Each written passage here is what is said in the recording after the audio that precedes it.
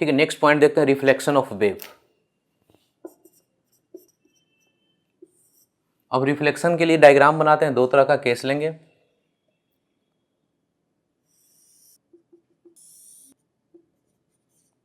देखिए दो तरह का केस लिए हैं, यहाँ पे बांध दिए हैं बिल्कुल, ये दीवार है इसमें फिक्स है बिल्कुल, और यहाँ पे रिंग है, इस रॉड में एक पतला सा रॉड है उसमें रिंग लगा हुआ है, उसमें धागा बांधे हैं। तो ये रिंग तो ऊपर नीचे जा सकता है, यानी धागा का जो ये वाला एंड है ये तो ऊपर नीचे जा सकता है, तो हम बोलेंगे कि ये फिक्स्ड है, ये वाला एंड ये फिक्स्ड है, और ये वाला एंड फ्री बोल सकते हैं। फ्री एंड कहने का मतलब ऊपर नीचे जा सकता है, ये फिक्स्ड है कहीं नहीं जा सकता, तो इसको बोलते हैं रिजिड बाउंड्री।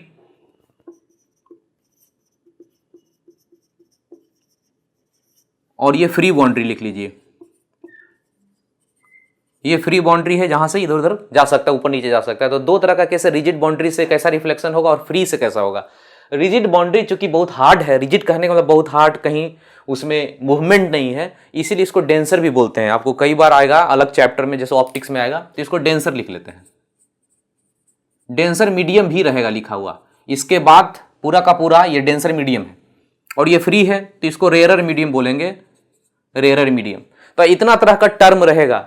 देखिए इस दीवार के लिए जहां पे बंधा हुआ है उसके लिए एक टर्म रहेगा फिक्स्ड एंड या रिजिड बाउंड्री या डेंसर मीडियम, और यहाँ पे इसके लिए तीन टर्म रहेगा, रिंग लगाएगा, फ्री एंड लगाएगा, फ्री बाउंड्री लिखेगा, या फिर रेयरर मीडियम लिख देगा। ये रेयरर मतलब आसानी से मूव करने वाला। अब इसमें दोनों में वेव जाने दे रहे हैं, यहाँ पे भी एक वेव बनाए और जाने दिए, यहाँ भी एक वेव बनाए और यहाँ भी वेव जा रहा है। वेव जा रहा है, यहाँ से टकराने के बाद क्या होगा, कैसा रिफ्लेक्शन होगा। तो ये बताइए, ये जो एंड है ये एंड तो फिक्स है, ये तो ऊपर नीचे जा ही नहीं सकता ना। इसका डिस्प्लेसमेंट, यदि इसका डिस्प्लेसमेंट दिखा जाए तो डिस्प्लेसमेंट जीरो होगा इस एंड का, क्योंकि बंधा हुआ है। तो तब ना जीरो होगा जब अपोजिट डायरेक्शन में रहे। हम लोग पढ़े थे ना फेज, एक वेक्टर A1 इधर रहे, A2 इधर रहे, दोनों के बीच पाई का फेज डिफरेंस है, तो दोनों एक दूसरे को काट के डिस्प्लेसमेंट कितना कर देगा, जीरो। तो यहां पे ये जो वेव जा रहा है इधर से, और यहां पे दिखा रहा है कि इस एंड का मूवमेंट कहीं नहीं होगा, डिस्प्लेसमेंट जीरो होगा, तो पक्का दूसरा वाला उल्टा होके आएगा, उल्टा होके चलेगा। तो हम बोलेंगे कि जब वेव गया और टकराया तो रिफ्लेक्ट उल्टा हो गया, इन्वर्टेड हो गया, तब जब रिजिड बाउंड्री से टकराया, इसलिए क्योंकि यहां का डिस्प्लेसमेंट जीरो होना चाहिए। तो हम बोलेंगे इन दोनों में यानी इंसिडेंट और रिफ्लेक्टेड में फेज डिफरेंस कितने का आया, पाई का। एक उल्टा हो जाता ना, एक ऊपर है एक नीचे है, एक ऊपर है एक नीचे है, अपोजिट डायरेक्शन में हम लोग जानते हैं कि फेज डिफरेंस पाई का होता है, तो अपोजिट है यहाँ तो फेज डिफरेंस पाई का, तब जब फिक्स्ड बाउंड्री या रिजिड बाउंड्री से हो जाए। यहाँ पे आइए, यहाँ पे ये आया तो अलग से एक डायग्राम यहाँ पे बनाते हैं ताकि आपको अच्छे समझ में आ जाए।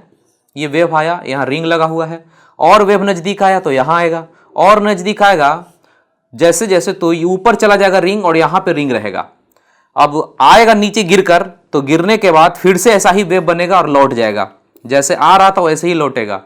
ये जो डिस्प्लेसमेंट है बहुत ज्यादा हो जाता है यहाँ पे, क्योंकि पूरा का पूरा रिंग ऊपर काफी चला जाता है। तो यहाँ पे बोलेंगे जब फ्री बाउंड्री हो तो जो रिफ्लेक्शन होगा तो रिफ्लेक्टेड वाला सेम रहेगा, इन्वर्टेड नहीं होगा, जैसा शेप का था वैसा ही शेप में वापस आएगा। ये हो गया, दोनों चूंकि सेम ही डायरेक्शन में है तो इन दोनों में जो फेज डिफरेंस होगा जीरो का, या बोलेंगे सेम फेज, इन दोनों को बोलेंगे कि सेम ही फेज में रहेगा। फेज डिफरेंस जीरो को ही बोला जाता है सेम फेज। तो यहाँ पे देखिए पूछा जाता है कि इसका मैक्सिमम डिस्प्लेसमेंट कितना होगा, मैक्सिमम डिस्प्लेसमेंट रिंग का या फिर फ्री एंड का, फ्री बाउंड्री का मैक्सिमम डिस्प्लेसमेंट कितना होगा। तो यहाँ पे देखिए ये जो रिंग था यहाँ से यहाँ चला गया तो ये बहुत दूर चला जाता है 2a। यदि इसका एम्पलीट्यूड a है, इसका भी एम्पलीट्यूड a है, तो दोनों का मिला के 2a हो जाएगा। क्यों? क्योंकि हम लोग जानते हैं कि जहाँ फेज डिफरेंस जीरो होता है उसका डायग्राम ऐसा बनता है फेज डिफरेंस का, a1 a2। यदि दोनों एम्पलीट्यूड सेम है तो a बोलेंगे, दोनों जुड़ जाएगा, और जुड़ कर कितना हो जाएगा 2a। जब फेज डिफरेंस जीरो था ऐसा ही ना डायग्राम बनेगा दोनों का वेक्टर का। तो ये दोनों जुड़ जाता है, दोनों जुड़ के यहाँ पे हो जाता है 2a।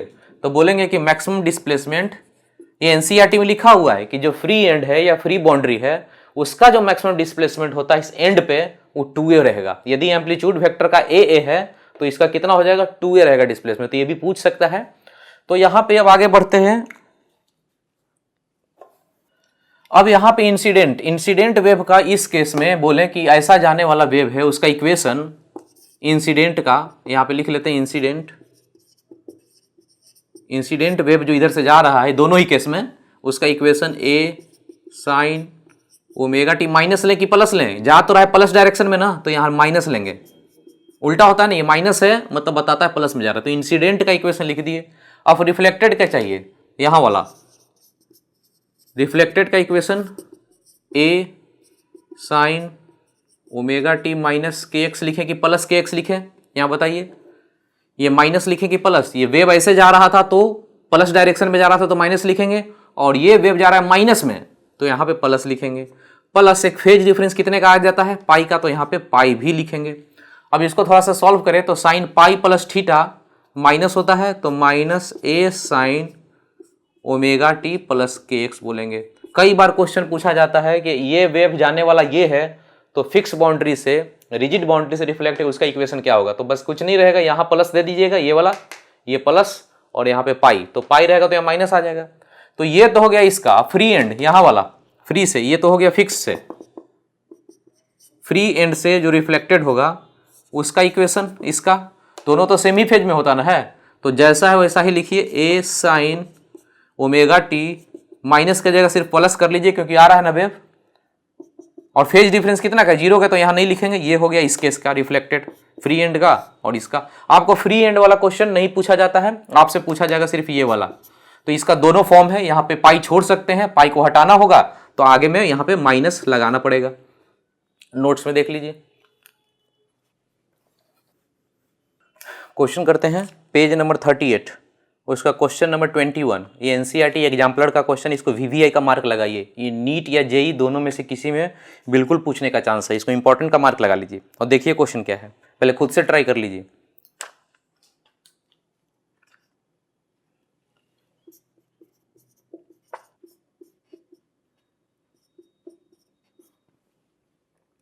देखिए क्वेश्चन में दिया हुआ इंसिडेंट, इंसिडेंट का इक्वेशन दे दिया, और रिफ्लेक्शन कहाँ से करा रहा है, reflection from denser medium. Denser medium को हम लोग क्या बोलते हैं, रिजिड बाउंड्री, फिक्स्ड एंड, ये सारा टर्म है। तो कह रहा है कि एम्पलीट्यूड इतना हो जाता है तो वेव क्या होगा, रिफ्लेक्टेड।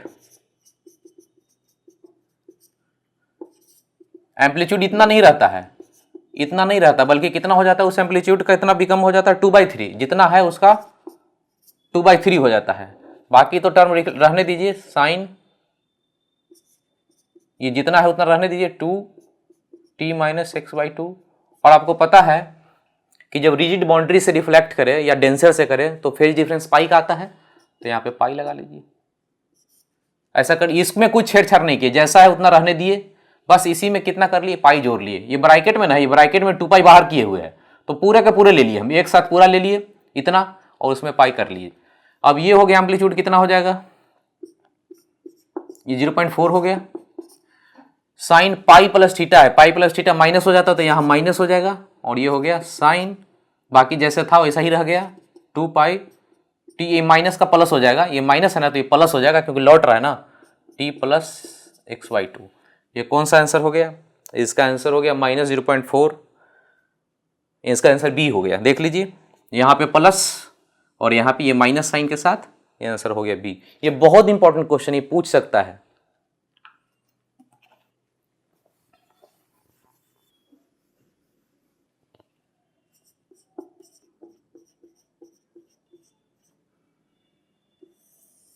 ठीक है, नेक्स्ट पॉइंट देखते हैं, स्टैंडिंग वेव या स्टेशनरी वेव। तो नाम से ही पता चल रहा है कि स्टैंडिंग मतलब रुका हुआ, स्टेशनरी मतलब रुका हुआ वेव। तो ऐसा वेव जो रुका हुआ हो, तो इसका कंडीशन समझते हैं और देखते हैं कि वेव कैसे रुका हुआ रहता है। तो स्टैंडिंग वेव का कंडीशन है कि दो वेव अपोजिट डायरेक्शन में आए और टकरा जाए। अपोजिट आना बहुत जरूरी है, यही कंडीशन इसका, जब दो वेव अपोजिट डायरेक्शन में और टकरा जाए तो स्टैंडिंग वेव बनता है। देखने में स्टैंडिंग वेव कैसा होता है, ये अपोजिट डायरेक्शन का कंडीशन हमेशा याद रखिएगा। कैसा होता है, यहाँ पे देखिए, एक एग्जांपल से करते हैं। एक स्ट्रिंग जैसा, एक रबड़ जैसा कुछ ले लिए और इसको देखिएगा स्टैंडिंग वेव, यहाँ से एक वेव क्रिएट करेंगे, यहाँ से इस धागे में वेव क्रिएट करेंगे तो यहाँ से वेव चलेगा, जाएगा और यहाँ से रिटर्न करेगा। क्योंकि हम लोग अभी पढ़े हैं कि वेव फिक्स्ड एंड से रिटर्न होता है। जैसे हम अभी जो डायग्राम ले रहे हैं, ऐसा ले रहे हैं, एक धागा ले लिए और यहाँ पे एक वेव क्रिएट कर दिए तो वेव जाएगा। और अभी भी पढ़े थे फिक्स्ड एंड या फिक्स्ड बाउंड्री हो या फ्री बाउंड्री हो, दोनों से वेव रिफ्लेक्ट करता है। या तो फिक्स्ड हो या फ्री हो, दोनों से ही वेव लौटता है। तो गया वेव और टकराने के बाद लौटा, उल्टा डायरेक्शन में ये वेव यहाँ से लौटा, ये दोनों आकर टकराया, ये टकराने के बाद बीच में स्टैंडिंग वेव बन जाएगा। तो तो स्टैंडिंग वेव देखने में ऐसा होता है, एक लूप जैसा होता है, एक लूप की तरह होगा ऐसा, और बीच में सारा पार्टिकल वाइब्रेट करता रहता है बहुत तेजी से, एक वाइब्रेशन ऊपर नीचे करता रहता है, एक लूप बनाएगा। इसी को स्टैंडिंग वेव बोलते हैं। इसलिए ऐसा स्टैंडिंग वेव बोलते हैं कि ये वेव एक ही जगह पे वाइब्रेट करता है, एक जगह से दूसरी जगह नहीं जाता है। जैसे नदी में एक पत्थर मारे तो वेव जो बनता है एक जगह से दूसरी जगह जाता है। धागा हो, स्ट्रिंग हो, ये वाला वेव यहां से यहां चला जाएगा, फिर ये वाला भी आ जाएगा, तो इसको ट्रेवलिंग वेव बोलते हैं। लेकिन इसको स्टैंडिंग इसलिए कि दोनों जैसे ही इधर से गया और इधर से टकराया तो एक ऐसा वेव बनता है जो कहीं नहीं जाता है, वहीं पे वाइब्रेट ऊपर नीचे करता रहता है, एक लूप बनाता है, उसी को स्टैंडिंग वेव कहते हैं। अब इसको डायग्राम से भी आप देख सकते हैं, यहां से इससे समझ लीजिए। जैसे स्ट्रिंग है, सपोज कीजिए स्ट्रिंग है, स्ट्रिंग को इस तरह से वाइब्रेट करा दे, यहां पे यदि हम वाइब्रेशन दें तो यहां से एक वेव बनेगा और उधर से लौटेगा टकराकर, जैसे ये वाला डायग्राम। तो देखिए लूप जैसा एक बनेगा, वाइब्रेशन होगा, ये वाइब्रेशन बिल्कुल इसी तरह से होगा। देखिएगा अच्छे से, आप देखिएगा तो वाइब्रेशन में एक लूप बनता हुआ आपको दिखेगा। ये स्ट्रिंग क्योंकि हम मैनुअली वर्क कर रहे हैं इसलिए उतना अच्छा से स्टैंडिंग वेव आपको नहीं दिख रहा है, पर एक लूप जैसा हल्का सा फील आ रहा होगा कि एक लूप जैसा, देखिए एक लूप जैसा बन रहा है, एक लूप जैसा बनता है। अब हमको एग्जैक्ट इसका डायग्राम आप देखेंगे तो आपको पूरा क्लियर हो जाएगा। यहाँ पे देखिए ये एग्जैक्ट डायग्राम है, ये मैनुअली नहीं हो रहा है, ये मशीन से काम हो रहा है। यहाँ पे देखिए कैसे, देखिए कई सारा लूप बन रहा है। अभी हमारे पास जो रबर हम लोग लिए थे उसमें बहुत ज़्यादा लेंथ नहीं था, तो एक ही लूप आपको दिख रहा होगा वाइब्रेट करता हुआ। यहाँ पे देखिए कितना सारा लूप बन रहा है।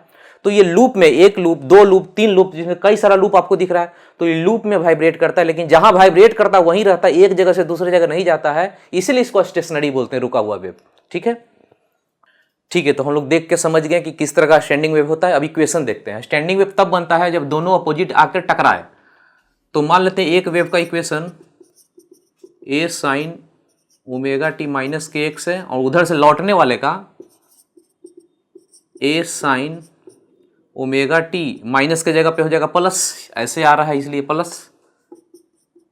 अब ये दोनों टकरा जाए, ये दोनों टकरा जाए तो सुपरपोजिशन रिजल्टेंट हम लोग जानते हैं सुपरपोजिशन प्रिंसिपल से, y1 प्लस y2 करेंगे तो ये हो जाएगा। दोनों को जोड़ेंगे तो sine C plus sine D का एक फार्मूला आ जाएगा, तो आपको जानना नहीं है, डायरेक्ट इन दोनों का रिजल्टेंट यहीं पे लिखते हैं। y1 प्लस y2 करेंगे तो ये जो रिजल्टेंट आएगा, sine C plus sine D करेंगे तो 2 sine C plus D by 2 ऐसा फार्मूला होता है, लिखने की जरूरत नहीं है। दोनों को जोड़ेंगे तो आ जाएगा 2a कॉस के एक्स साइन ओमेगा टी।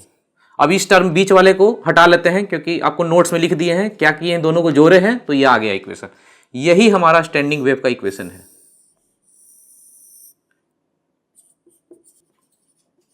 यही हमारा स्टैंडिंग वेव का इक्वेशन है। अब देखते हैं इसमें कौन सा टर्म क्या है।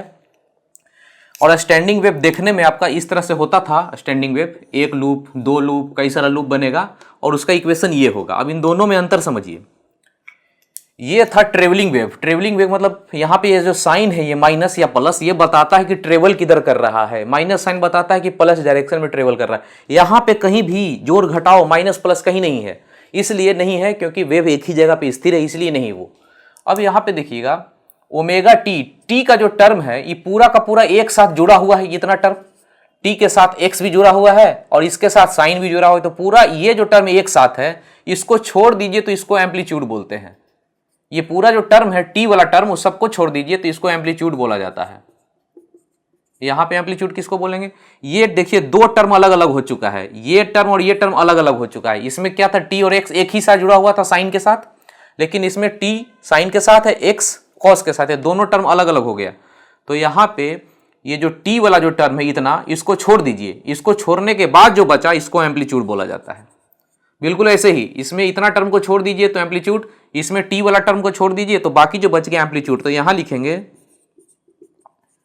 एम्पलीट्यूड बराबर 2a cos kx। मॉड भी लगा सकते हैं यहाँ पे, एम्पलीट्यूड में जनरली मॉड लगा दिया जाता है। मॉड नहीं भी लगाएंगे तो समझ में आएगा ये चीज एम्पलीट्यूड है। अब यहाँ पे देखिए, यहाँ पे एम्पलीट्यूड फिक्स है। यहाँ पे यदि ट्रेवलिंग वेव देखें तो यहाँ पे एम्पलीट्यूड सबका ए सबका एम्पलीट्यूड ए है, फिक्स है। लेकिन यहाँ पे एम्पलीट्यूड में जाइए, एक्स का टर्म है ना, तो एक्स के अनुसार एम्पलीट्यूड वेरी करेगा। तो यहाँ पे देखिए स्टैंडिंग वेव का ऐसा डायग्राम बनता है, लूप में बनता है, कई सारा लूप बनता है ऐसे ऐसे। इसको बीच का लाइन ले लें तो देखिएगा यहाँ का एम्पलीट्यूड कुछ है, यहाँ का एम्पलीट्यूड कम है, यहाँ का कम है, यहाँ का तो जीरो ही है। यहाँ का भी ज़्यादा हुआ, उससे ज़्यादा, उससे ज़्यादा। तो एम्पलीट्यूड सबका अलग अलग इसलिए है क्योंकि एक्स जैसे जैसे बदलेंगे कॉस का वैल्यू बदलेगा, कॉस का वैल्यू बदलेगा तो एम्पलीट्यूड बदलेगा। तो एम्पलीट्यूड इसमें स्टैंडिंग वेव में एक नहीं रहता, सबका अलग अलग रहता है। लेकिन ये जो ट्रेवलिंग वेव है, ट्रेवल करने वाला, एक जगह से दूसरे जगह जाने वाला वेव, इसका एम्पलीट्यूड सबका ए होता है, फिक्स होता है। आगे चलते हैं, इसमें और कुछ समझते हैं। कहीं कहीं ऐसा होगा कि एम्पलीट्यूड 0 भी हो सकता है, क्योंकि x का वैल्यू हम π/2 रख लें, यहाँ पे π/2 हो जाए तो cos 90 डिग्री 0 हो जाता है। तो एम्पलीट्यूड 0 भी हो सकता है और एम्पलीट्यूड मैक्सिमम भी हो सकता है। 0 भी हो सकता है और मैक्सिमम भी हो सकता है। मैक्सिमम कहने का मतलब 2a, मैक्सिमम कितना हो जाएगा 2a। ये दोनों हो सकता है एम्पलीट्यूड। जहां पे 0 हो जाएगा उस पॉइंट का नाम हो जाएगा नोड, उसको नोड बोला करेंगे। स्टैंडिंग में नया एक टर्म आ गया नोड। और जहां मैक्सिमम होगा उसको बोलेंगे एंटी नोड। एक नया टर्म है, कोई बहुत बड़ा चीज नहीं है, तो सिंपल सा चीज है। जहां जहां 0 होते जाएगा उसको नोड बोलेंगे, जहां जहां मैक्सिमम होते जाएगा उसको एंटी नोड बोलते हैं। अब इसका डायग्राम बनाते हैं। स्टैंडिंग वेव का डायग्राम तो यही होगा, लेकिन अच्छे से अब उसको देखते हैं।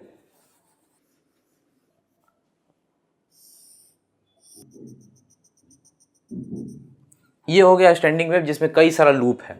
तो जहां जहां का एम्पलीट्यूड 0 है उसको नोड बोलेंगे। तो यहाँ का एम्पलीट्यूड 0 है, इस पॉइंट का 0 है, ये भी नोड, ये भी नोड, ये सब नोड बन गया। और जहां का एम्पलीट्यूड मैक्सिमम, यानी यहाँ पे बहुत मैक्सिमम है, ये हो गया एंटी नोड। यहाँ भी मैक्सिमम दिख रहा है, ये भी एंटी नोड, और ये हो गया एंटी नोड। बीच में जो लाइन खींचे हैं इसको आप मिटा भी सकते हैं, कोई फर्क नहीं पड़ता इससे। ये सब पॉइंट एंटी नोड हो गया। अब यहाँ पे एक पॉइंट जानिएगा, दो नोड, ये जो दो नोड का बीच का जो दूरी होगा वो होगा λ/2, या फिर दो एंटी नोड इसके बीच का दूरी λ/2। इसको याद रखिएगा, दो नोड का बीच का दूरी λ/2 या फिर दो एंटी नोड के बीच का दूरी λ/2। अब यहाँ पे फिर से इस स्टैंडिंग वेव को बनाएं। ये पॉइंट अच्छे से देखिएगा, एनसीईआरटी में लिखा हुआ है तो ये पूछने का चांस है। यहाँ पे इतना दूर का ये दो नोड के बीच का जो पार्टिकल होगा एक साथ ऊपर जाएगा, ये ऊपर जाएगा एक साथ। अगला पार्ट में जाएंगे तो एक साथ वो सब नीचे जाएगा।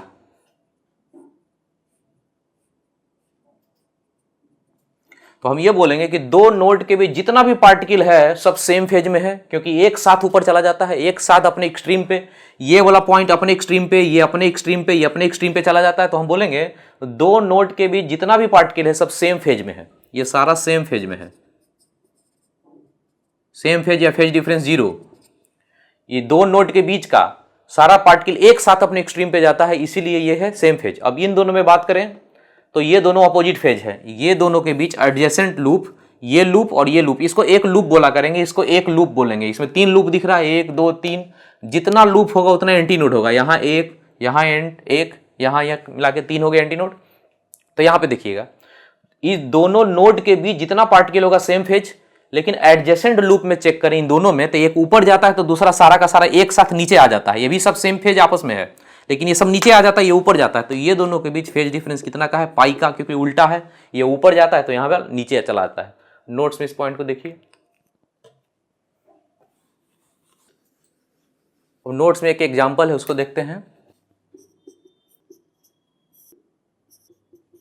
ये वेव जा किधर रहा है, देखिए ये माइनस साइन क्या बताता है, प्लस डायरेक्शन में, तो ये जा रहा है पॉजिटिव डायरेक्शन में, पॉजिटिव डायरेक्शन में वेव जा रहा है। अब क्वेश्चन ये है कि दूसरा वेव का इक्वेशन क्या होगा कि टकराने के बाद स्टैंडिंग वेव बने। तो दूसरा वेव का इक्वेशन ऐसा होना चाहिए कि दूसरा वेव निगेटिव में चले, निगेटिव डायरेक्शन में चले। तो हमको चाहिए दूसरा वेव का इक्वेशन जो कि स्टैंडिंग वेव बनाए। लेकिन उसमें भी कंडीशन हो गया कि ऐसा हो, कंडीशन यहाँ पे दे देते हैं, यहाँ पे ऐसा कि x = 0 नोड ही बने। यही कंडीशन रहे कि x = 0 नोड बने। नोड कहने का मतलब ये हो गया कि वहां डिस्प्लेसमेंट कितना दे दे, 0। नोड कहने का मतलब वो पॉइंट रुका हुआ पॉइंट है, नोड कहने रुका हुआ पॉइंट है, डिस्प्लेसमेंट उसका 0 होगा। तो ये कंडीशन है कि दूसरा वेव का इक्वेशन क्या होगा कि स्टैंडिंग वेव बने। तो दूसरा वेव इसके अपोजिट आना चाहिए, ये ऐसे जा रहा है तो दूसरा वेव ऐसे आना चाहिए। अब उसमें भी कंडीशन दे दिया कि x = 0 नोड ही होना चाहिए, नोड कहने का डिस्प्लेसमेंट 0। तो देखते हैं दूसरा वेव का जो इक्वेशन है ऐसा कुछ होना चाहिए, y1 है तो y2 ऐसा होना चाहिए। एम्पलीट्यूड का तो आइडिया नहीं, एम्पलीट्यूड कोई जरूरी नहीं कि उधर से आने वाला का सेम ही हो। a' लिख लेते हैं cos कि एक्स माइनस के जगह पे प्लस होना चाहिए क्योंकि अपोजिट डायरेक्शन से आना चाहिए। स्टैंडिंग वेव का कंडीशन ही है कि दोनों अपोजिट आएगा, टकराएगा तभी स्टैंडिंग वेव बनेगा। तो ये माइनस का प्लस ओमेगा टी, और ये फेज एक होना चाहिए। फेज का आइडिया नहीं है क्योंकि निगेटिव डायरेक्शन में आ तो रहा है वेव, ठीक है, लेकिन फेज का कुछ आइडिया नहीं।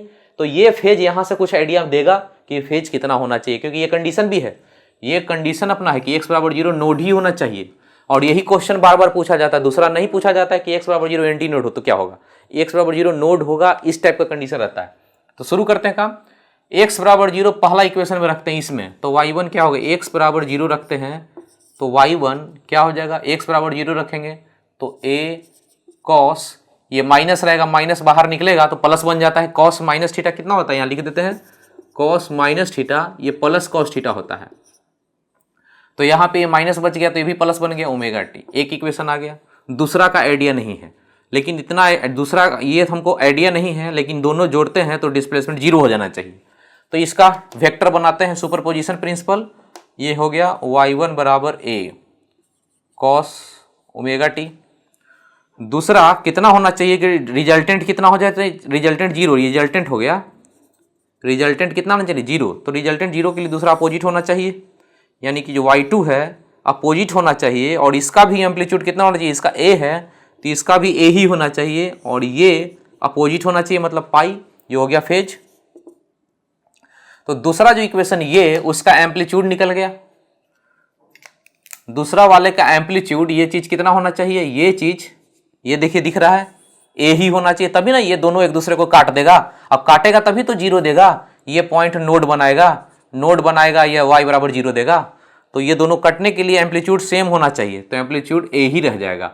और फेज डिफरेंस कितना हो जाएगा, यहाँ पे फेज डिफरेंस कितना दिख रहा है पाई, तो यहाँ पे पाई डाल दीजिए। अब इक्वेशन रिड्यूस होकर कितना बन जाएगा, a cos, ये हमें पाई होगा ना, pi plus theta cos kx plus omega T plus ये पाई हो गया। अब यही इक्वेशन को फिर से लिखना है तो लिख सकते हैं यहाँ पे कि y2 जो आ गया फाइनल, ये cos pi plus theta minus बन जाता है तो minus a cos kx plus omega T. ये आंसर होगा अपना कि दूसरा वेव का इक्वेशन ऐसा होना चाहिए इस तरह से। यहाँ माइनस है, यहाँ पे प्लस हो गया, उल्टा हो गया। इसका एम्पलीट्यूड a है, इसका भी a है, लेकिन यहाँ में माइनस लग गया फेज डिफरेंस के लिए। फेज डिफरेंस कितना था पाई।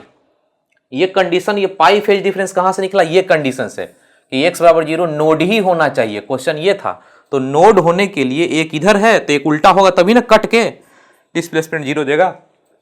तो ये आंसर हुआ। तो नोट्स में देख लीजिए।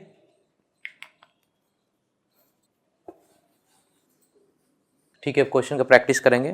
पेज नंबर 37, पेज नंबर 37 का क्वेश्चन नंबर 5 एनसीईआरटी का एक्सरसाइज है। इसको देखिए।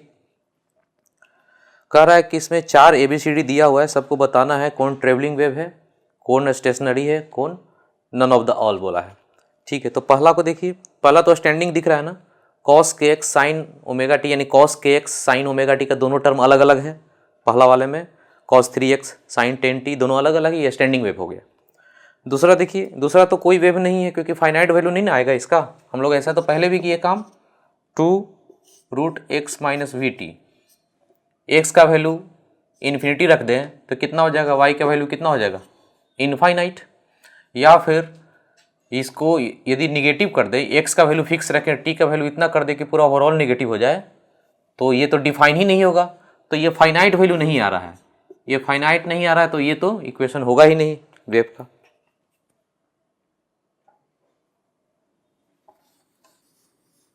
तीसरा देखिए, तीसरा क्या है, सी में देखिए कि 2 ट्रेवलिंग वेव है, 5x माइनस, दोनों तो ट्रेवलिंग वेव है ना, है तो ये तो ठीक है, सही है।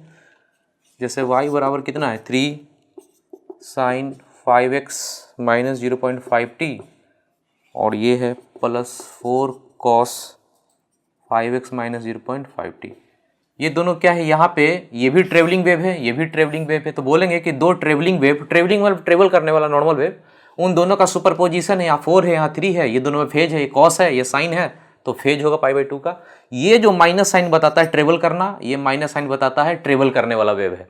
तो ये हो गया ट्रेवलिंग वेव। लास्ट वाला देख लीजिए डी में भी दोनों टर्म अलग अलग है। तो यहाँ पे लास्ट वाले में क्या है, cos x sine t plus cos 2x sine 2t, ये भी स्टैंडिंग वेव है, ये भी स्टैंडिंग वेव है, तो बोलेंगे कि दो स्टैंडिंग वेव का सुपरपोजिशन हो रहा है। यहाँ पे दो ट्रेवलिंग वेव का सुपरपोजिशन है, तो ये भी स्टैंडिंग वेव हो गया, ये ट्रेवलिंग वेव हो गया। सिर्फ इसमें जो बी ऑप्शन है ये किसी भी वेव को दिखाता नहीं है, क्योंकि इसमें कोई फाइनाइट वैल्यू नहीं आएगा।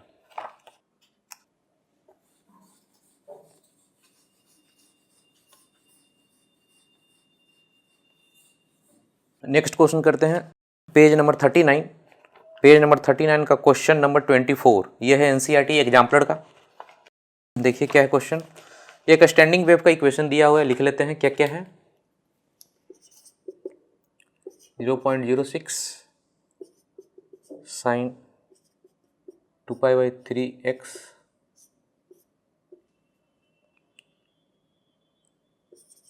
कॉस, ठीक है। के के जगह कितना हो गया, ये हो गया। के के जगह पे यदि लिखा जाए तो 2π/3 बोलेंगे, और ओमेगा के जगह पे कितना हो गया 120 पाई, ये हो गया तो एम्पलीट्यूड। अब इसमें कह रहा है कि ये क्या दिखाता है, इट रिप्रेजेंट प्रोग्रेसिव वेव, और ये भी दिया, लेंथ ऑफ अ स्ट्रिंग दिया है, मास दिया, ये सब कुछ दिया हुआ है, ठीक है।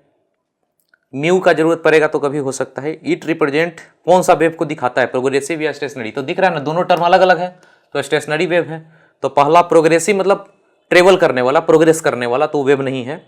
दूसरा है स्टेशनरी वेव, ये होने का चांस है स्टेशनरी वेव, लेकिन उसका कह रहा है कि फ्रीक्वेंसी इतना होगा 60, तो चेक कर लेते हैं। स्टेशनरी तो है, फ्रीक्वेंसी यहाँ से चेक करते हैं। ओमेगा बराबर होता है 2π फ्रीक्वेंसी 120 पाई, पाई से पाई गया 2 से 60, तो सही है, फ्रीक्वेंसी 60 होगा, तो ये बी आंसर हो गया।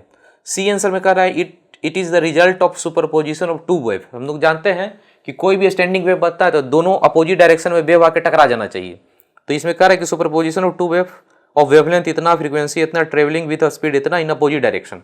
चेक कर लेते हैं, वेवलेंथ इतना है, के है, के का फॉर्मूला होता है 2π/λ, 2π कैंसिल हो गया तो लैम्डा बराबर 3, तो सही है, वेवलेंथ 3 है, फ्रीक्वेंसी 60 है, फ्रीक्वेंसी भी 60 आया हुआ है। इसमें कह रहा है कि स्पीड कितना 180, तो देख लेते हैं ओमेगा और के से स्पीड निकल जाएगा, के बराबर होता है ओमेगा बाई भी, तो v बराबर ओमेगा बाई के, ओमेगा निकला हुआ 120 पाई और के है 2π/3, तो 3 ऊपर चला गया। अब इससे हो गया कितना 60, 180, सही है, वेलोसिटी 180 होना चाहिए, यानी सी ऑप्शन भी हो गया। कह रहा है कि amplitude of this wave is constant, B और सी तो हो ही गया ऑप्शन, डी बोलता है कि एम्पलीट्यूड कांस्टेंट, तो स्टैंडिंग वेव ना है, स्टैंडिंग वेव का एम्पलीट्यूड इतना होता है ना, इतना दूर को एम्पलीट्यूड बोला जाता है, इसमें कांस्टेंट कहाँ होगा, स्टैंडिंग वेव तो ऐसा बनता ना है, तो कहीं एम्पलीट्यूड कुछ है, कहीं कुछ है, कहीं कुछ है, तो ये एम्पलीट्यूड कांस्टेंट नहीं होगा, इसका आंसर बी और सी हुआ। नेक्स्ट पेज नंबर 39 का क्वेश्चन नंबर 26, ये भी एनसीईआरटी एग्जाम्पलर का है, देखिए। तो ये स्टैंडिंग वेव का इक्वेशन है, स्टैंडिंग वेव का डायग्राम हम लोग देखते हैं, ऐसा ही बनता है, ये स्टैंडिंग वेव है, ये सारा का सारा पॉइंट एक साथ ऊपर जाता है, यहाँ का पॉइंट, यहाँ का पॉइंट, ये सब का सब ऊपर में रहेगा, एक साथ जाता है, सेम फेज में होता है, तो आंसर बी हो गया।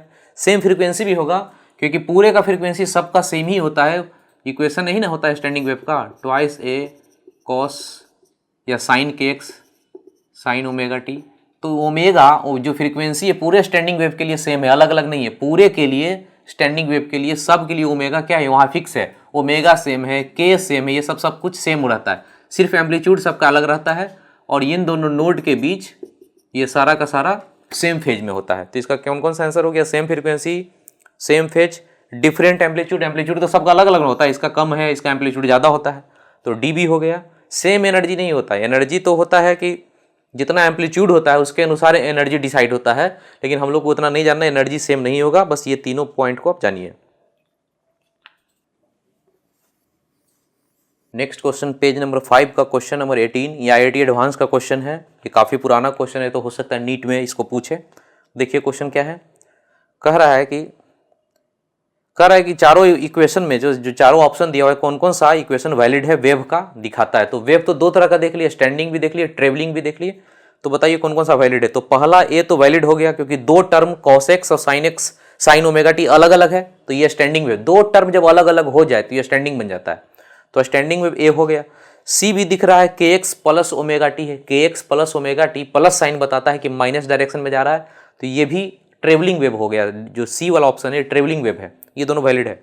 बी तो होगा नहीं, क्योंकि इसमें कोई भी इसका फाइनाइट वैल्यू तो आएगा नहीं, एक्स का वैल्यू इनफाइनाइट डालेंगे, जैसे ही पूरा का पूरा टर्म खत्म हो जाएगा, इनफाइनाइट हो जाएगा, तो ये बी नहीं हुआ। डी वाले के में देखिए कि होगा कि नहीं होगा, डी वालों को चेक करना है, कॉस के square x square minus omega square T square, ये है टर्म। तो अब यहां पे देखिएगा ए स्क्वायर माइनस बी स्क्वायर का फॉर्म में है, ए स्क्वायर माइनस बी स्क्वायर, तो इसको तोड़ेंगे तो के एक्स प्लस ओमेगा टी बनेगा, आगे में कॉस रहेगा, और इनटू के एक्स माइनस ओमेगा टी, ए प्लस बी इंटू ए माइनस बी, ये कॉस के अंदर में है। अब ये बताइए कि ये वेव ना तो ट्रेवलिंग का दिख रहा है ना ही स्टैंडिंग का, इसलिए क्योंकि ये प्लस साइन बताएगा कि ऐसा वेव जा रहा है, और माइनस साइन बताएगा कि ये प्लस डायरेक्शन में जा रहा है। तो वेव किधर जा रहा है कुछ पता नहीं चल रहा है, क्योंकि एक ही इक्वेशन में प्लस और माइनस दोनों आ गया है, ये प्लस माइनस दोनों है, ये बताता है कि वेव इधर जाएगा, ये वेव बताता है इधर जाएगा, यानी ये वेव का इक्वेशन ही नहीं है ट्रेवलिंग वेव का, एक ही होना चाहिए, या तो ये या तो ये। तो ये ट्रेवलिंग वेव का भी नहीं है ना ही स्टैंडिंग वेव का, ये वेव का इक्वेशन नहीं है। यानी इसमें हमको कौन कौन सा आंसर हो गया, मोर देन का था, ए और सी हो गया आंसर। नेक्स्ट क्वेश्चन करते हैं, पेज नंबर 9 का क्वेश्चन नंबर 24। इसको नीट वाले इंपॉर्टेंट का मार्क लगा लीजिए, पूछने का बिल्कुल चांस है क्वेश्चन, इसको इंपॉर्टेंट का मार्क लगाइए, और जितना भी इंपॉर्टेंट मार्क लगवाते हैं उसको रिवाइज जरूर कर लीजिएगा। देखिए इसमें क्या बोलता है, वेव का इक्वेशन दे दिया है, कह रहा है कि दूसरे वेव से जो मिलता है तो नोड बनाता है एक्स बराबर 0, तो नोड कहने का मतलब स्टैंडिंग वेव बनता है, तो अपोजिट डायरेक्शन होना चाहिए, एक वेव ऐसे जा रहा है तो दूसरा अपोजिट आना चाहिए, तभी स्टैंडिंग बनेगा। लेकिन कंडीशन है कि एक्स बराबर 0 नोड हो, तो हम लोग ऐसा डिस्कस अपने एग्जाम्पल में भी किए थे, नोट्स में भी किए थे। तो कह रहा है कि अननोन कौन होगा, तो ठीक है, y बराबर ए साइन ओमेगा टी माइनस के एक्स हो गया, ये y1 हो गया, y2 चाहिए, तो y2 के लिए ठीक है, हम लोग देखते हैं कि क्या होगा, नोड होना चाहिए ना, नोड होना चाहिए x बराबर 0 पे।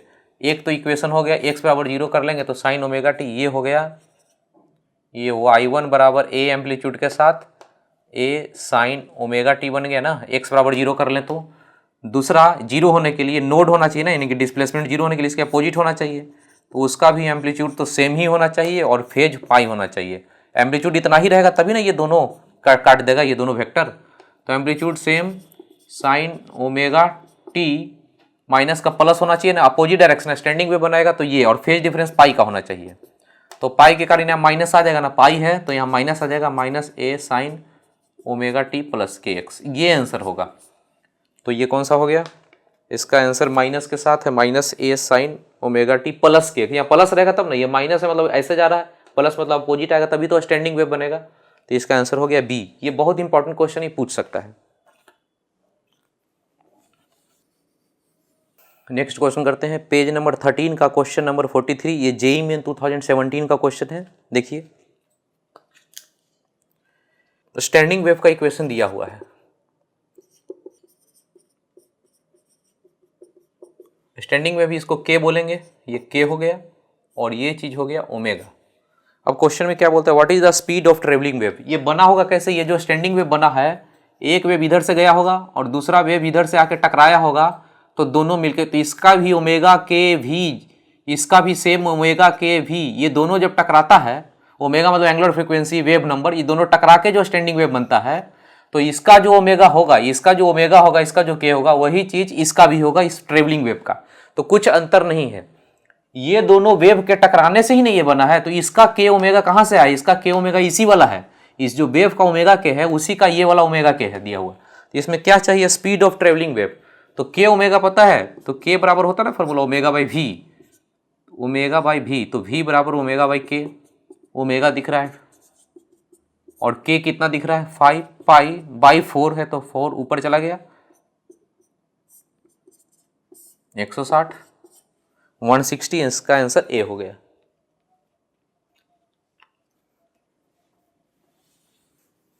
ठीक है, हम लोग नेक्स्ट पॉइंट देखते हैं, standing wave on a string fixed at both and, fixed at one and.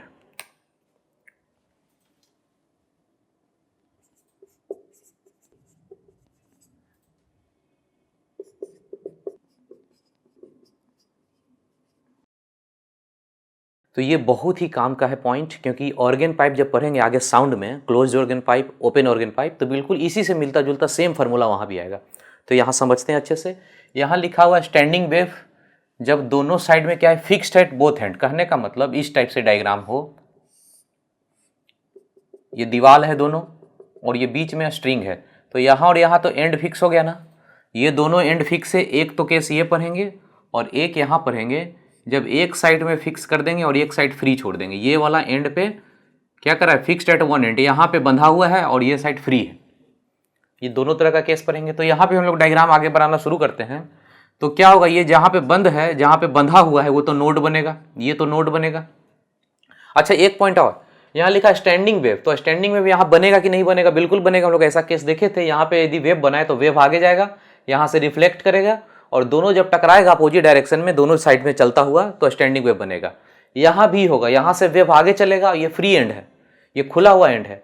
तो हम लोग देखे थे ना कि दोनों साइड से रिफ्लेक्ट करता है, एक रिजिड बाउंड्री से, एक फ्री बाउंड्री से, दोनों केस देखे थे। तो यहाँ भी वेव जाएगा और यहाँ से भी रिफ्लेक्शन होगा, तो टकराएगा, तो यहाँ भी स्टैंडिंग और यहाँ भी स्टैंडिंग। तो ये देखिए, ये दोनों बंधा हुआ है तो ये दोनों नोड बनेगा। यहाँ पे ये बंधा हुआ है, पॉइंट फिक्स है, तो ये नोड रहेगा और ये पॉइंट फ्री है, ऊपर नीचे जा सकता है, तो ये पॉइंट क्या बनाएगा, एंटी नोड बना सकता है। तो इसका डायग्राम ऐसा होगा, ये इस टाइप से डायग्राम बनेगा। ये दोनों नोड हो तो मिनिमम डायग्राम ऐसा एक लूप बनाएगा, और यहाँ पे यदि एंटी नोड बनाता हो तो इसका डायग्राम कुछ ऐसा होगा, ये एंटी नोड हो गया। और भी आगे यदि डायग्राम बनाएं, यदि इसका लेंथ को बढ़ा दें, यदि इस धागे का लेंथ को बढ़ा दें हम थोड़ा सा और ज़्यादा लंबा कर लें, इससे ज़्यादा, तो कितना बनेगा, 2 लूप। ये एक लूप बोलेंगे इसको, और यहाँ पे 2 लूप। इस तरह से बनेगा कि यहाँ और यहाँ तो नोड ही रहना चाहिए। इसी तरह से और भी बड़ा कर दें इस धागे को, तो 3 लूप बनेगा। इस तरह से कि यहाँ और यहाँ जो एंड बंधा हुआ है दोनों साइड, ये दोनों, वो तो नोड ही रहेगा। यहाँ पे आइए, यदि धागे का लंबाई थोड़ा सा बड़ा कर दें तो यहाँ पे तो एंटी नोड बनेगा, यहाँ तो एंटी नोड बनेगा और यहाँ तो नोड ही होता है। ये पॉइंट एंटी नोड वाला पॉइंट है। तो डायग्राम कैसा बनेगा, यहाँ पे एक लूप पूरा का पूरा कंप्लीट और एक आधा लूप बनेगा, क्योंकि यहाँ पे क्या आधा लूप हाफ न है, ये हाफ लूप है। तो यहाँ एक कंप्लीट लूप बनेगा और यहाँ पे एक हाफ बनेगा। यदि लेंथ को और बड़ा कर दें, लेंथ को और बड़ा करें, तो 2 पूरा का पूरा कंप्लीट बनेगा, ये 2 कंप्लीट और एक हाफ बनेगा। यहाँ पे ये पॉइंट एंटी नोड रहेगा और ये पॉइंट तो नोड रहेगा जहाँ बंधा हुआ है। तो इस तरह का डायग्राम हम लोग के पास आएगा। यदि दोनों साइड फिक्स वाला स्ट्रिंग है तो इस तरह का डायग्राम आएगा, 1 लूप, 2 लूप, 3 लूप। यहाँ यदि एक साइड में फिक्स है, एक साइड में बंधा हुआ है, एक साइड खुला हुआ है, एंड है, तो इसमें हाफ लूप बनेगा। फिर उसी तरह से एक कंप्लीट यहाँ लूप, एक हाफ, 1.5 लूप, इसको बोलेंगे 2.5 लूप, ऐसा करके बनेगा। अब बताइए यहाँ पे, यदि इस धागे का लंबाई L1 बोले, इसको L2 बोले, इस धागे का L3, तो L1 कितना बोलेंगे, L1 कितना हो जाएगा, 2 नोड का बीच का दूरी होता है λ/2, तो L2 यहाँ से क्या बोलेंगे, λ/2, इतना दूर है λ/2, तो λ/2 प्लस λ/2, λ/2, तो 2 λ/2 बोलेंगे। इसको क्या बोलेंगे, L3 को λ/2, λ/2, λ/2, 3 λ/2, ऐसे करके बोलेंगे। यहाँ पे आइए, ये लेंथ को L1, इस लेंथ को L2, इस लेंथ को L3, तो L1 को क्या बोलेंगे, यहाँ और यहाँ के बीच में आधा न है, ये पूरा लूप नहीं है, पूरा लूप होता था तो λ/2, आधा लूप है तो λ/4 बोलेंगे, हाफ है, नोड एंटी नोड का बीच का दूरी λ/4 हो गया। L2 तो कितना बोलेंगे, λ/2, ये λ/2 प्लस λ/4, ये λ/2 प्लस λ/4, दोनों को जोड़ेंगे तो 3 λ/4 आएगा। यहाँ पे λ/2, λ/2 और फिर λ/4, इसको जोड़ेंगे तो 5 λ/4 आएगा। यहाँ पे डिफरेंस देखिए, यहाँ पे 1 है, यहाँ 3 है, यहाँ 5 है, ऑड नंबर में जा रहा है। यहाँ पे देखिए 1 है, 2 है, 3 है, सारा नंबर है। तो यहाँ से हम जनरलाइज करेंगे, यहाँ से जनरल फार्मूला लेंथ का वो फार्मूला आ जाएगा 1, 2, 3 जा रहा है ना, तो n लिखेंगे λ/2, n λ/2, और n बराबर ऑल नंबर कहने का मतलब 1, 2, 3, ये सारा नंबर होगा n बराबर। ये लेंथ हो गया। यहाँ पे लेंथ क्या बोलेंगे, जनरल फार्मूला लेंथ के लिए n λ/4 बोलेंगे, यहाँ λ/4 के फॉर्म में ना है, और n बराबर 1, 3, 5, तो n को लिखेंगे ये ऑड नंबर। ऑड कहने का मतलब 1, 3, 5 ऐसे बढ़ेगा। तो इन दोनों में पहला अंतर देखिए, जनरल फार्मूला n λ/2, यहाँ जनरल फार्मूला n λ/4 है। ये fixed at one and, fixed at both and, दोनों साइड में बंद है वो वाला। अब यहाँ से एक फ्रीक्वेंसी का फॉर्मूला निकालते हैं। v बराबर म्यू लेमडा होता है, तो फ्रीक्वेंसी बराबर लिखेंगे v बाई लेमडा, और यहां से लेमडा बराबर क्या लिख सकते हैं, v by lambda equal to यहां से लिख सकते हैं 2l बटा n, तो n ऊपर चला जाए, 2l बाई n होगा तो n ऊपर चला जाएगा, तो यहाँ पे n ऊपर यदि चला जाए 2l बाई n है तो n ऊपर चला जाए तो n v बाई 2l लिखेंगे। तो यहाँ से फ्रीक्वेंसी का जनरल फार्मूला जो आया उसको लिखते हैं। यहाँ पे फ्रीक्वेंसी का जनरल फार्मूला आ गया n v by 2l। n क्या है, n है ऑल नंबर, ऑल सारा 1 2 3 4 सब कुछ, n v बाई 2l। यहाँ पे बताइए फ्रीक्वेंसी का, यहाँ जब करेंगे उसी तरह से, तो यहाँ पे बटा में 2 था, यहाँ बटा में 4 है, तो यहाँ पे क्या आया था 2 था तो यहाँ भी 2 आ गया था, तो यहाँ 4 है तो यहाँ भी आ जाएगा, यहाँ आ जाएगा n v बाई 4 है तो 4 आ जाएगा 4l। यहाँ भी n बराबर क्या होगा, n बराबर यही होगा ऑड, यहाँ पे n बराबर है 1 3 5 ऐसे ही जाएगा, ठीक है। अभी हम यहाँ पे एक स्टेप और आगे बढ़े हैं, n बाई 2l कर लें, और ये v है, v क्या है, स्पीड, धागे पे जो स्पीड होता है वेव का उसका फार्मूला हम लोग को पता है, root under f by mu बोला करते हैं। कोई भी स्ट्रिंग हो, कोई भी धागा हो, ये तो धागा ही ना स्ट्रिंग है, तो धागे पे यदि वेव का स्पीड हमको पता करना है तो रूट अंडर ये जो v है यही v हो गया root under f by mu, यहाँ भी यही हो गया n बाई 4l, और v की जगह लिखेंगे root under f by mu, ऐसे करके कर लेते हैं। जान के दोनों को एक ही बोर्ड पे एक ही साथ देख रहे हैं ताकि दोनों कंपेयर करते चले और समझते चले। अब यहाँ पे हम लोग फ्रीक्वेंसी अब बढ़ेंगे, n बराबर क्या है, n बराबर जनरल है 1 2 3, तो सब कुछ रखेंगे मिनिमम, सबसे मिनिमम का बात करेंगे, तो मिनिमम के लिए n बराबर कितना चुनना पड़ेगा, n के लिए कितना चुनना पड़ेगा 1, तो बोलेंगे मिनिमम के लिए उसको म्यू नोट फ्रीक्वेंसी लिख लेंगे, इसको n बराबर 1 चुन लिए हैं तो लिखेंगे 1 by 2l root under f by mu, ये सबसे मिनिमम है। इस मिनिमम का नाम होता है फंडामेंटल, मिनिमम फ्रीक्वेंसी का नाम हो गया फंडामेंटल, या इसी को बोलते हैं फर्स्ट हार्मोनिक।